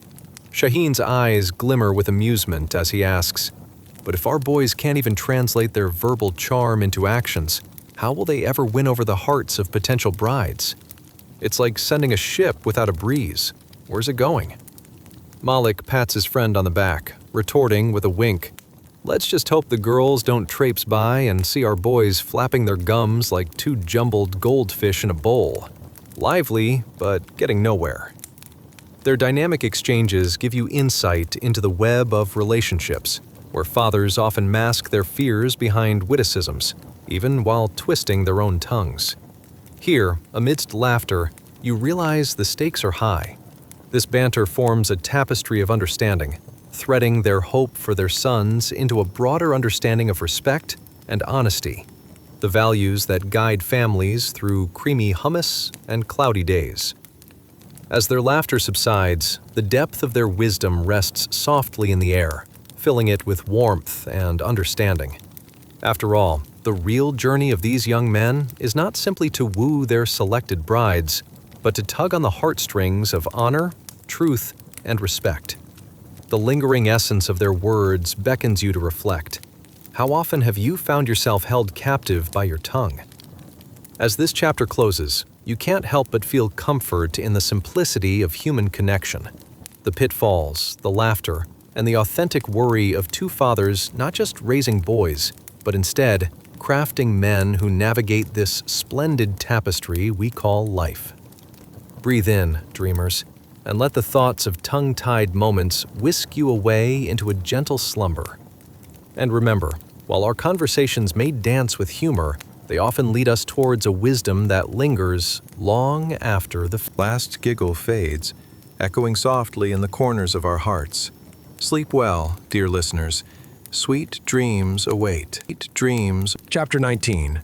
The Guardian of Whimsy. Salam alaikum, beloved dreamers. Tonight, prepare for a journey that is spicier than yesterday's leftover biryani, and surprisingly as soothing as your favorite cozy blanket. We're stepping into the fascinating year of 620 AD, a time when social dynamics were about as predictable as predicting the weather in April. Liquid sunshine one minute and a hailstorm of gossip the next. Imagine waking up in a quaint little community where the aroma of freshly baked flatbreads wafts through the air, alongside murmurs of neighbors talking about everything from the latest sandal fashion to who last attempted to impress the prophet, peace be upon him, with their ability to recite poetry. Have you ever wondered what it would be like to live in a place where even the goats have their own Twitter accounts? Well, metaphorically speaking. Now, let's get comfortable. Grab your pillows, dim the lights, and put on a cozy fan, because this adventure is as refreshing as a glass of mint lemonade on a hot day. Are you ready to dive deep into the whims of community gossip and the unexpected antics of tongue-tied townsfolk? You might wonder, how do these multifaceted characters juggle the art of laughter and seriousness? Is it possible to accidentally curse at the butcher while trying to praise his finest cuts? And seriously, who decided that carrying heavy jars of figs and balancing wisdom on the back of your tongue was a good idea? Get ready, dear friend. Congratulations! You've just woken up in 620 AD, in a lively Medina where every word spoken is both a prayer and a potential pitfall. Let's not dawdle, there's a matter at hand. Picture yourself in a bustling town square, where vendors shout about their wares and children laugh like the world is made of candy. Amid this delightful chaos stands a sturdy guardian, his chest puffed out like a rooster ready to crow at dawn. You can see the twinkle in his eyes, though his brow furrows with intense concern. His name? Abdullah the Vigilant, a dedicated man whose mission is to protect the peace of the community, or at least keep the trade of gossip within reasonable limits. As you stroll through the streets, you become an unwitting spectator to Abdullah's righteous fervor. He stands proudly before a gathering of townsfolk, and with a finger pointed like an arrow ready to fly, he addresses the crowd. Listen, dear people of Medina, can we please discuss the somewhat peculiar behavior of our neighbor Fakhr, the baker? It seems he has taken to making loaves shaped like goats. A ripple of laughter rises, mingling with the smell of fresh bread. And with serious conviction, he continues, "Now, while I appreciate creativity, do we really want our children thinking we can bake our pets?" The town erupts, a mixture of chuckles and raised eyebrows floating through the air like the scent of spiced bread. Abdullah, unfazed by the joy, presses on. Not to mention his Goat loaves are so realistic, I half expected to hear them bleat back at me yesterday. The townsfolk are enraptured. It's like watching a soap opera unfold, a satire starring Fak the baker. Abdullah's theatrics resonate. They are heavy with the responsibility of friendship and community, where every word shapes the fate of their collective ethics. You wonder, could it be so easy to implicate the baker just because he wanted to entertain? Or was he driven by the desire to introduce fun into an otherwise humdrum world? In his honest, exuberant way, Abdullah addresses concerns hidden beneath the surface. Words, dear friends, have powers akin to magic. They can weave bonds stronger than silk, yet they can also jab like a thorned rose, sending you straight into the garden of regret. A chuckle escapes your lips. You can almost hear the flowers in the garden shout back in spirited agreement. Amidst the smiles, he emphasizes, beware the tongue. It is both a gift and a curse. One misstep, one misplaced word, and you could find yourself bankrupt on Qiyamah with a proverbial bag of burnt toast instead of good deeds. You chuckle at his wit, imagining the absurdity of arriving at the day of judgment only to be told, well, you prayed beautifully, but did you have to roast 10 of your friends with that one joke about their braids? The tranquility of life swirls around you as the crowd nods along with Abdullah, soon taking turns providing their own quirky anecdotes, each one an ode to the ups and downs of using one's tongue wisely. Remember when Fatima accidentally complimented Murad's unique choice of jug? Let's just say he didn't realize his bulkiness would earn him the Round Jug King title for the next 5 years. Laughter echoes as memories of playful mishaps bubble up like frothy chai. And as the sun begins to set, casting a warm hue over the bustling marketplace, Abdullah concludes his playful yet purposeful diatribe. So let us remember our words. They may be light as feathers, but they hold the weight of our actions. Let's keep the spirit of our beloved Medina vibrant by speaking with love and laughter, not like angry cats hissing in the dark. As the crowd disperses, you can't help but feel a warm buzz of camaraderie enveloping you, a protective shroud reminding everyone to be gentle with their tongues, their words. Here, in this spirited city, every chuckle, every wisecrack holds deeper significance than it appears. And thus, as you settle deeper into this tapestry of human connections and the comically complex undertones of life's interactions, a growing sense of calm ushers you to serenity. You're among friends, in a warmth as comforting as a cherished bedtime story. So, dear dreamers, remember, when in doubt, think twice before you lightly toss words like confetti into the air, for they may just land somewhere heavy enough to tip the scale at the celestial court. Sleep well, and may your dreams be free of tongue traps and comedic disasters. Chapter 20. The Heart's Whisper. Salam alaikum, dear dreamers. Tonight, as we slip beneath the warm, velvet blanket of history, prepare to dive deeper than a cat into a sunbeam, right into the heart of the curious and chaotic Medina in 620 AD. Oh yes, we're aiming for a journey that's about as predictable as a goat on roller skates, nestled in a land of echoes and whispers. Imagine this. You're lounging in a world where the sun grows bolder with each passing hour, and the scents of spices and freshly baked bread twirl in the air like enthusiastic dancers. But lurking beneath this beautiful tapestry of life lies a rather mischievous character, our good old friend, the heart. And what's this? It seems even hearts aren't immune to the little twitches of envy. Now, have you ever found yourself thinking, why does Fatima always have the fanciest headscarf? Or maybe, why does Murad get all the compliments for his crumbling stone walls? You're not alone. Even during this vibrant era, hearts were whispering secrets sharper than a freshly sharpened quill, leading many a good soul down a path paved with envy.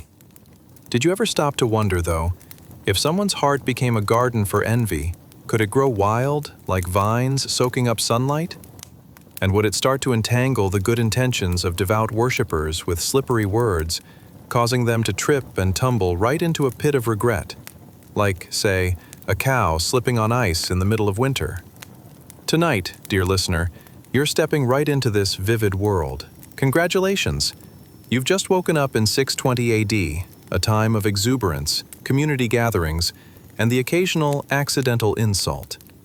It's an era where every word matters, and even the smallest whisper might cost you dearly on Qiyamah. So let's journey deeper into the heart, shall we? Picture the market square, a whirlpool of people bustling about like autumn leaves caught in a playful breeze. You follow your nose, drawn by the mouth-watering aroma of grilled lamb. But it's not just any lamb, it's Abdullah's lamb, a choice morsel he proudly claims tastes like it was cooked by angels. However, nearby stands Zainab, clutching her basket of herbs, her eyes narrow with the ferocity of an unyielding desert wind. That meat is good, but you should try mine. It's seasoned with 3 drops of moonlight, she proclaims, cheeks puffed out like a mischievous chipmunk. You chuckle softly, hearing the underlying currents of envy tinged with humor. It's a universal symphony, playing through centuries, reminding us that the human spirit can be both giddy and green. As much as you adore the laughter, you can't help but notice a flutter at the corner of your own heart. Now, let's turn our gaze inward, close up to the heart. In moments of quiet, the heart can resemble a garden where emotions blossom. But what happens, dear friend, when instead of colorful flowers, we see little dark spots creeping in like weeds? Envy, just like weeds, can sneak in before you even realize you've been neglecting your garden. What if those spots sprouted vines that tangled their way right into your thoughts? They could lead even the most devout worshiper to utter words that they would later wish were caught up in a gust of wind, leaving them just as uprooted as a weed pulled from its patch. Careful now, you might think. That tongue is a double-edged sword. And it really is, isn't it? It dances on the tip of our hearts, inviting us to share our thoughts freely, yet oh so easily tripping us into verbal pitfalls. Every mispronounced compliment and offhand remark can send ripples of misunderstandings through this closely knit community, like a pebble tossed into a pond. Imagine arriving on the Day of Judgment, standing awkwardly as the records are unveiled, only to hear, "Well, you recited beautifully, but why on earth did you call Ali's jug rounded when you really meant unique?" The absurdity. You're left juggling the weight of envy like it's a 5-kilo sack of dates, hindering your gentle waltz towards eternal bliss. The heart's whisper of envy can turn into a cacophony of regret if not carefully tended. And here in Medina, amidst the aromas and laughter, it becomes clear. Each word we sprinkle has implications. And so, in this colorful marketplace, where hearts are as intertwined as the strings of a lute, remember this: be mindful of what you whisper. In the tangle of life, your tongue carries the power to build or to break, to uplift or to confuse. Tonight, as blissful sleep envelops you like a fragrant cloud of jasmine, allow yourself to bask in the warmth of self-reflection. Every whispered secret will count, even those moments when your heart feels heavier than a camel after Eid.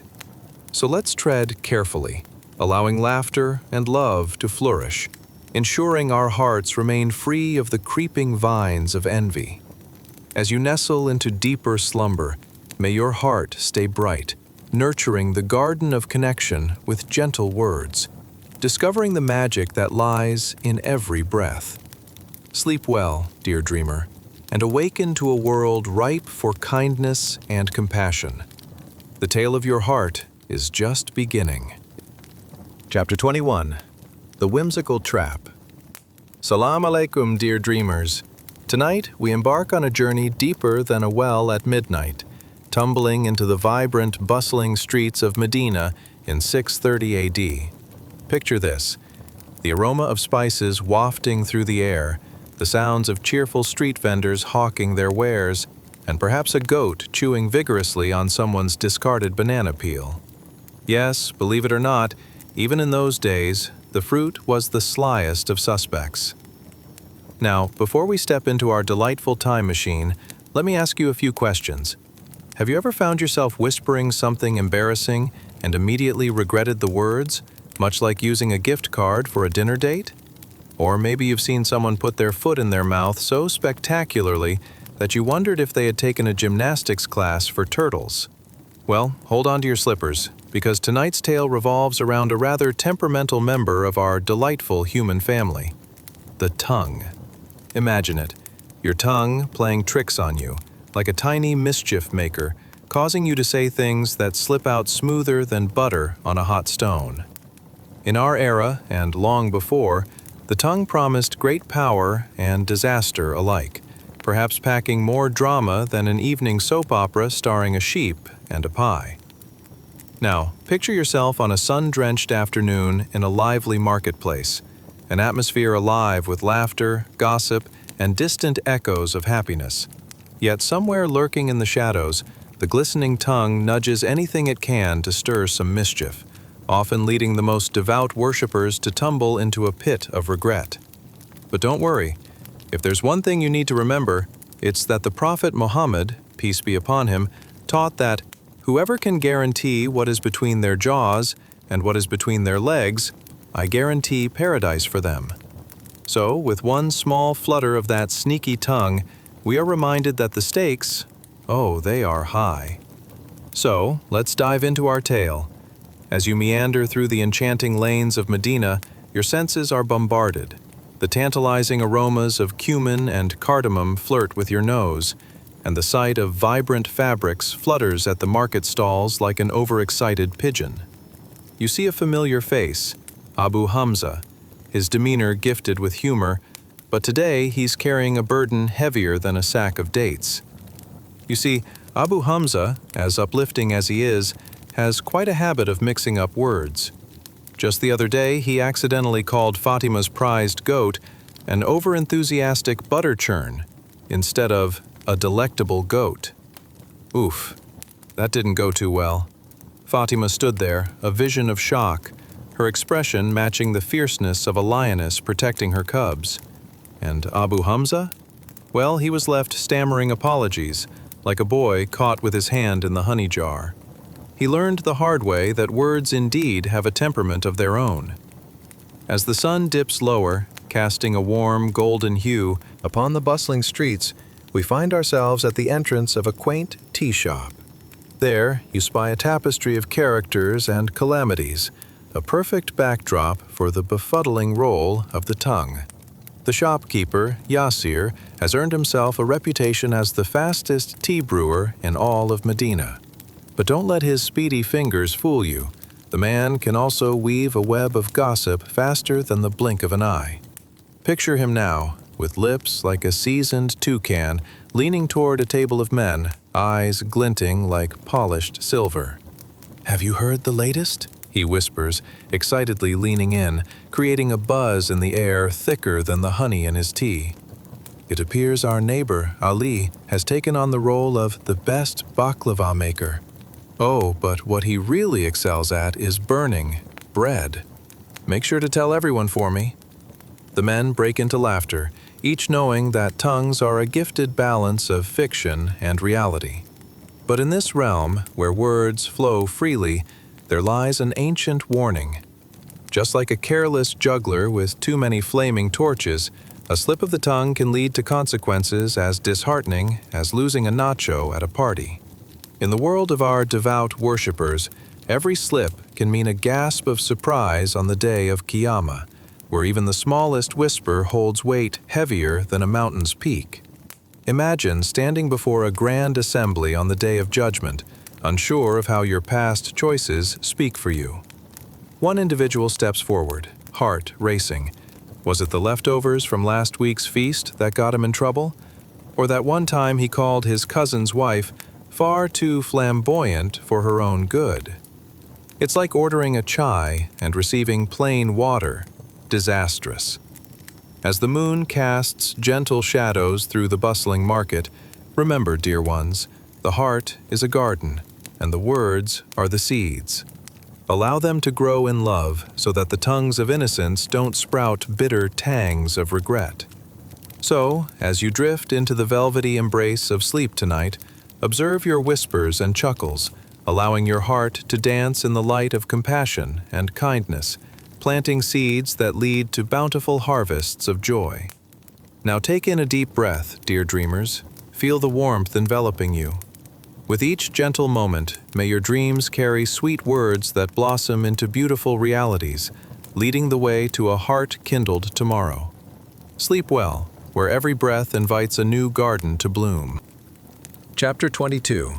Harmony and the Hiccups of the Tongue. Salam alaikum, dear dreamers. Can you feel it? That prickling sensation that spices your skin and mingles with the buzz of stories from the past? Tonight, we dive deeper into the heart of Medina in the vibrant year of 630 AD, a time when banter floated through the streets like a nearby catastrophic aroma of falafel and, let's just say, questionable hygiene practices. Now, before we wade through the delightful mess of mischief and merriment, let me ask you something. Have you ever watched someone give an impassioned speech only to trip over their own words like a toddler dressed in shoes 2 sizes too big? Or perhaps you've been the glorious spectator of a friend accidentally calling their spouse by their boss's name. Oh, the tension.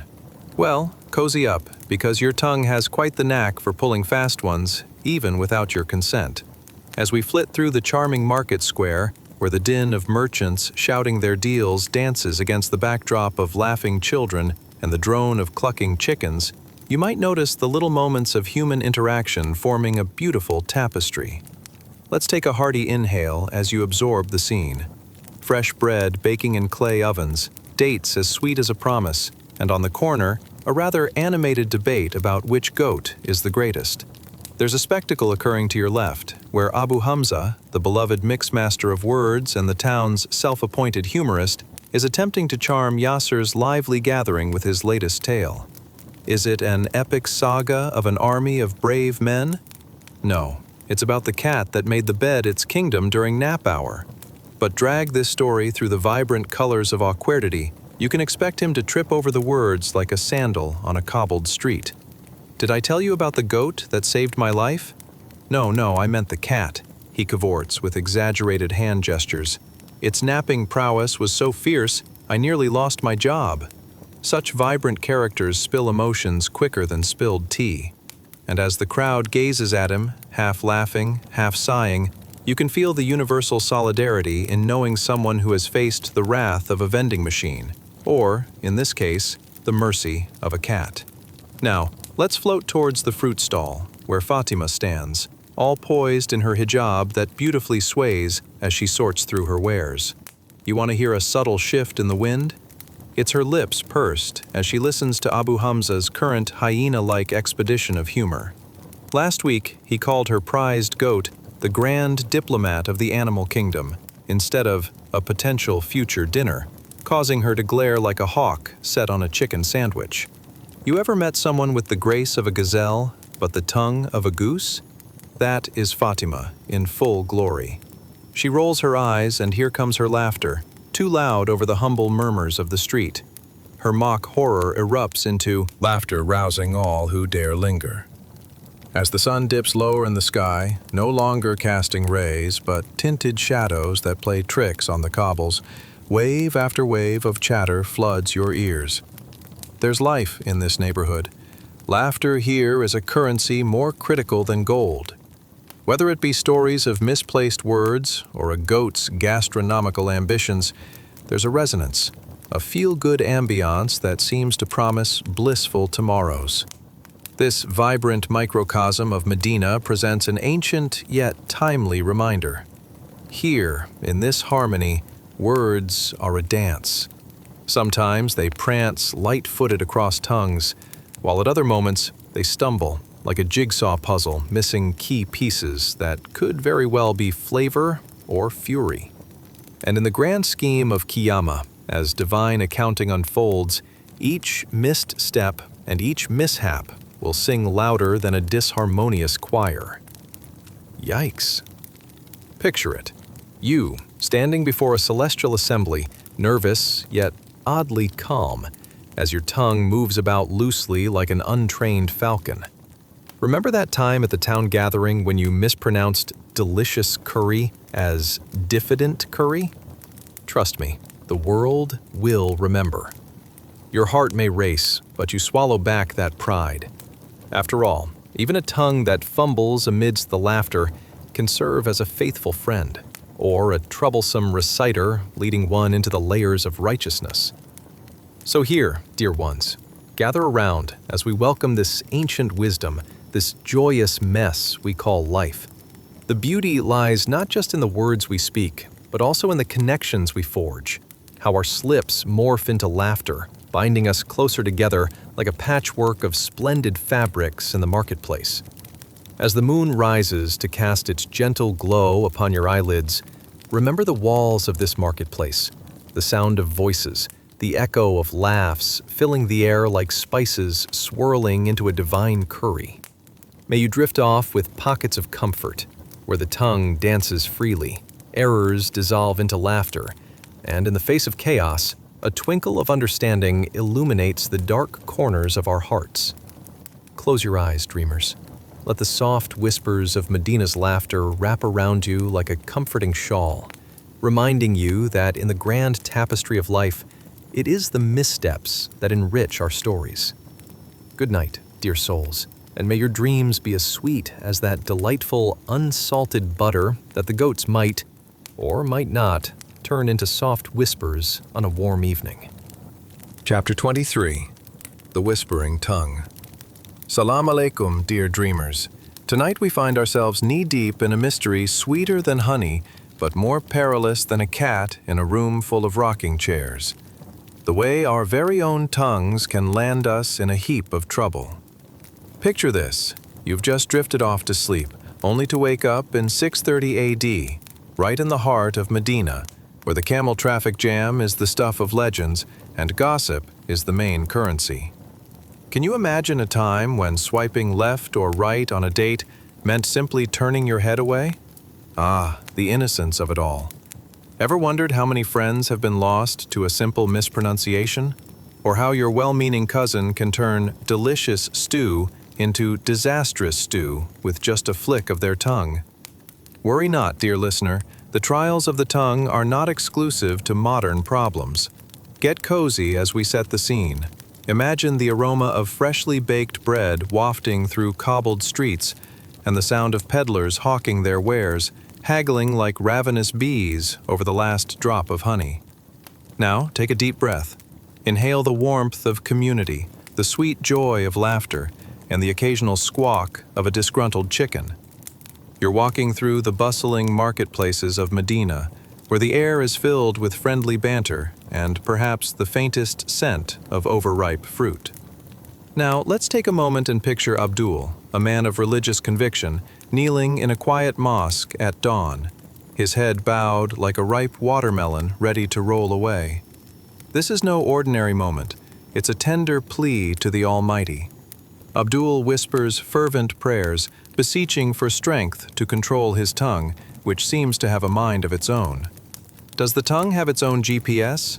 An internal drama club? That tongue, after all, can turn the mundane into the monumental, like a firework set off during a two-person seance. But here's the kicker. Life in Medina isn't just about the hearty meals or the friendly chatter. Like peanut butter and jelly, it's squeezing hearts and spirits together while sometimes accidentally spreading crumbs of chaos everywhere. Abdul wonders, has anyone ever lost a friend over the meticulous art of miscommunication?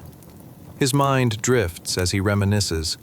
Was it during a late-night gathering filled with heavenly dates that he accidentally called the Prophet Muhammad, peace be upon him, the guy who made all the rules? Oops, he smirks, while automatically flicking his head back and forth, trying to hear if anyone collected enough bravery to mock him under their breath. The door swings open, and young Hassan walks in with a sheepish grin on his face. Abdul, did I hear you just prayed for tongue control? You may need a miracle after last week's mishap with Aunt Fatima's kofta comment. And there it is. the gentle nudge of irony. Most would underestimate the potential chaos wrapped in the fabric of words, yet Abdul knows that miscommunication isn't just a minor flaw, it's a slippery slope. A casual slip of the tongue may have transformed Aunt Fatima's beloved recipe for comfort into a community headline that read, "Abdul declares kofta is a dangerous delicacy." The shockwaves rippled through the community, as if he had waved a magic wand that turned grape juice into wine. Delightful, but dangerous. As dawn breaks, bathing the mosque in a golden glow, Abdul leans deeper into his supplication. "O Allah, grant me control over this meddlesome tongue." Little does he know that the reality is like riding a well-balanced camel. It requires a fine blend of skill, humility, and a bit of luck, especially when the world outside is grappling with opinions and emotions that can spiral into tantrums more quickly than a hen can lay an egg. Oh, how Abdul chuckles. If only his tongue could distinguish between righteous cause and rancorous dispute. Perhaps if he could liken the tongue to that beloved milk goat who, bless her soul, once turned a peace meeting into a frenzy because she decided that Abdul's prayer mat was a prime spot for her breakfast buffet. Yet with every rise and fall of the mosque's minaret, Abdul reflects on the greater wisdom embedded in taming one's tongue. After all, what is Qiyamah without the accountability of our words? So he envisions himself standing before an assembly, perhaps even a celestial courtroom, where his tongue, a fidgety character trained in the art of mischief, could either win or lose him a direct pass to paradise.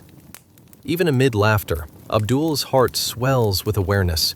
The sting of backbiting can cost him dearly, while the sweetness of kind words can yield treasures.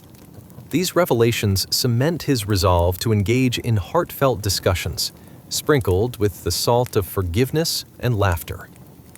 Tonight, as laughter beckons and hearts prance lightly, let us all embrace the delicate task of mastering our tongues, lest they lead our souls to a raucous Qiyamah we did not anticipate. As the sun fully rises, casting warmth and light upon his face, Abdul politely looks toward the sky with a twinkle in his eye. Perhaps gaining control over one's thoughts and words isn't so grim, but rather a spirited journey, like walking a tightrope with a mouthful of honey and a promise of joy where understanding flourishes. Now, my dear dreamers, let's fold this chapter into the folds of memory, tucking it snugly alongside the lessons of laughter and humility. Imagine those words swirling around your dreams tonight, a gentle reminder that in the tapestry of life, each tongue we encounter, be it yours, mine, or that cheeky goat's, plays an important melody, sometimes delightful, sometimes a tad discordant. Trust the journey and let it wash over you like a soothing wave. Sweet dreams, dear friends. May your tongues serve you well, and your nights be filled with serenity, be filled with... Chapter 24. The Gold Coin of Intentions. Salam alaikum, dear dreamers. Tonight, we dive into a tale that's shinier than a baboon in a bright tutu at a summer festival. The slippery nature of the tongue when it mingles with heartfelt intentions in the bustling marketplaces of Medina during the prophetic era, around 610 to 632 AD. Picture this. Your tongue granting you the power to spark joy or chaos all in one whisper, much like your aunt's famous fruitcake that either receives rave reviews or a swift, silent trip to the trash bin. Now, dear listener, have you ever found yourself on the edge of an awkward conversation? You know the kind where your tongue gets tangled like a kid's shoelaces after the first run on the playground? Or how about those moments when you intended to ask someone how their day was, but accidentally inquired about their pet goldfish's diet? Quite a flub, right? But let's bring our attention back to the dusty roads of old Medina, where the market bustles with the fervor of bargain hunters seeking to snag the best deals on dates, spices, and the occasional rather grumpy goat. The air is thick with the scents of freshly ground cumin and grilled meats, while laughter bounces off the weathered walls of those busy stalls like a mischievous child playing hopscotch. And nestled amongst this chaotic charm awaits our main character, Abdul. Picture him there, a devoted worshiper with the best intentions and a tongue that occasionally behaves like a cheeky parrot. Could a simple slip of the tongue bring him endless riches, or tragically leave him bankrupt on Qiyamah? Now, let's establish the picturesque scene in the marketplace. You can hear the vibrant calls from the vendors, each sound blending into a symphony of life. "Dates! Fresh dates!" a vendor yells, while another chimes in with, "Best spices in all of Medina!" You can almost taste the excitement. Amid this melodic chaos, Abdul walks with purpose, a glint of determination in his eye, and a modest satchel weighing down one shoulder. He's clutching a golden coin, which glimmers in the sunlight like a beacon of hope. Yet, this coin carries a weight far beyond its shiny surface. You see, Abdul is not just any regular chap. He's a man full of heartfelt intentions. He's made a decision, one that is as pure as a mountain spring and as crucial as the last piece of khubz in a communal meal. Tonight, he plans to give this coin in charity, a deviation from his usual habits, inspired by a moment of reflection in the mosque earlier that day. "By the Almighty, I will drop this coin for those I've mistakenly murmured ill of," he thinks, and in this crowd his heart races. A curious mix of pride and anxiety swirling like leaves caught in a gentle wind. He does wonder, how naive of him to think a pure intention could undo the mess of words he may have inadvertently cast across the village. It's like trying to weave silk from thorns and thinking, "It'll work seamlessly." As he strides toward the edge of the market, Abdul ponders, have I truly wronged them? Or is my tongue simply an overly enthusiastic magician? His inner dialogue spirals, adding a hint of comedy to his dilemma, making him chuckle as he recalls a moment spent happily critiquing his neighbor's goat's hideous haircut. Bless that former hairdresser of livestock, who might as well have been trying to style a hedgehog. With humor dancing in his mind, he arrives at a makeshift donation box, a wooden chest that seems to have seen better days but wears its scuffs like badges of honor. The box stands there, a friendly giant amidst the hustle and bustle, patiently waiting to receive the fruits of Abdul's labor. Glancing around to ensure the coast is clear, he raises the golden coin, his heart pounding like a drum echoing in the silence preceding a great concert. He drops the coin, and it lands with a delightful clink, causing both his heart and conscience to flare with warmth. Something magical happens. Feeling pleased with himself, he doesn't notice how his tongue had become a chatterbox during his earlier conversations. Now, like a puppy that just got its head stuck in a pickle jar, he remembers the time he told young Hassan that his goat won Best of Show at the county fair, when, in reality, it just wandered into the wrong pen. Suddenly, he begins to wonder, what if the universe still had to balance the scales of his earlier tongue slips? Perhaps he should have paid more attention to how he spoke. After all, words can either mend or tear apart, build bridges or erect walls, make friends or create foes. Each turn of phrase, a small coin on the grand ledger that balances truth and frivolity. His thoughts swirl about as he reminisces about how certain words have landed him in hefty heaps of trouble, akin to running a race while wearing shoes a size too small. What if, he ponders with a mischievous grin, I suddenly woke up on Qiyamah and my tongue was the judge? I can only imagine how my fate might rest on one ill-fated slip when I meant to say beautiful date, but ended up declaring horrid fate. He chuckles softly, gently shaking his head while looking into the box. The warmth of his intention washes over him, and just like that, in a blink of an eye, he can see the smiles of those he's helped, transforming their lives with that one little act, a golden coin wrapped in heartfelt intentions that reaches far beyond the confines of the market. And so, dear friends, as the sun descends and tender twilight embraces the world, let us remember Abdul tonight. A humbling reminder that while our tongues may sometimes wander into chaos, if we tether them to good intentions and sprinkle them with graciousness, we might just find ourselves rich in favor and friendship, come what may. May your dreams sparkle as brightly as that gold coin, every word that escapes your lips like a Gentle breeze guiding you closer to understanding on this delightful journey of life. Remember, as you drift into the realm of dreams, it's all about the intention behind each word we share, just as Abdul learned in the lively streets of Medina. Sweet slumber awaits you, my dear companions, my dear. Chapter 25, The Path of Light. Salam alaikum, dear dreamers. As the stars gather in the velvet sky like curious onlookers peering through the window of an evening tea party, tonight's journey promises to guide you along a path of light more illuminating than your uncle's merry tales at family gatherings. Imagine strolling through a tranquil forest where the trees sway gently, as if the very woods are sharing their secrets with you. Ever felt like you were on a stroll down memory lane, only to realize you've mistakenly worn mismatched socks and might just start a new fashion trend? Well, life in the early Islamic period wasn't too different.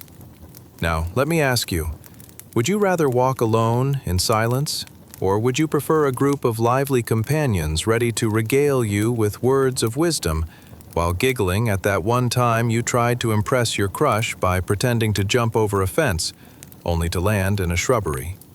Ever thought about how good intentions can sometimes lead you straight into the most awkward of encounters?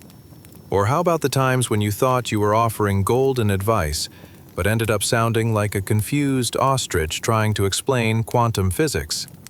So tonight, dear listener, prepare to embark on a journey through the serene and bustling lives of those ancient times, where each interaction might carry the weight of the world, or at least the weight of an overly ripe date. Congratulations! You've just woken up under the watchful eye of enormous palm trees, the air thick with the sweet scent of dates, and a maybe slightly overwhelming amount of, well, you know, goat.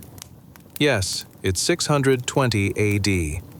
You find yourself amidst a vast community of early Muslims gleaming with enthusiasm, for they are pioneers of a profound faith blossoming into existence. Picture a sun creeping up over the horizon, its rays filtering through the ancient trees, creating a natural pathway lit with an ethereal glow. As the chorus of chirping birds awakes the day, your laughter mingles with the soft whispers of encouragement that echo through the forest. The soft crunch of tiny pebbles underfoot comes alive as you walk with a group of lively companions. Yes, there's Abdul, our dear friend from the market. He's now sporting the energy of a goat who just discovered the greenest of pastures. His heart is as full as those baskets of fruits he carries, and his intentions are noble, perhaps even more noble than a cat deciding to ignore its human while perched on the highest shelf. "Let's uplift one another," shouts Zainab, a woman with wisdom that seems to flow like honey from the forbidden tree of knowledge, a touch of sass hidden behind her glowing smile. "You have the best ideas for dinner parties, Abdul. Just remember last time when you showcased that exotic preparation. The sheep still seem to be lurking behind your house, having an existential crisis." "Ah well, food for thought, right?" Abdul chuckles, gazing at the trees as if they were his old friends.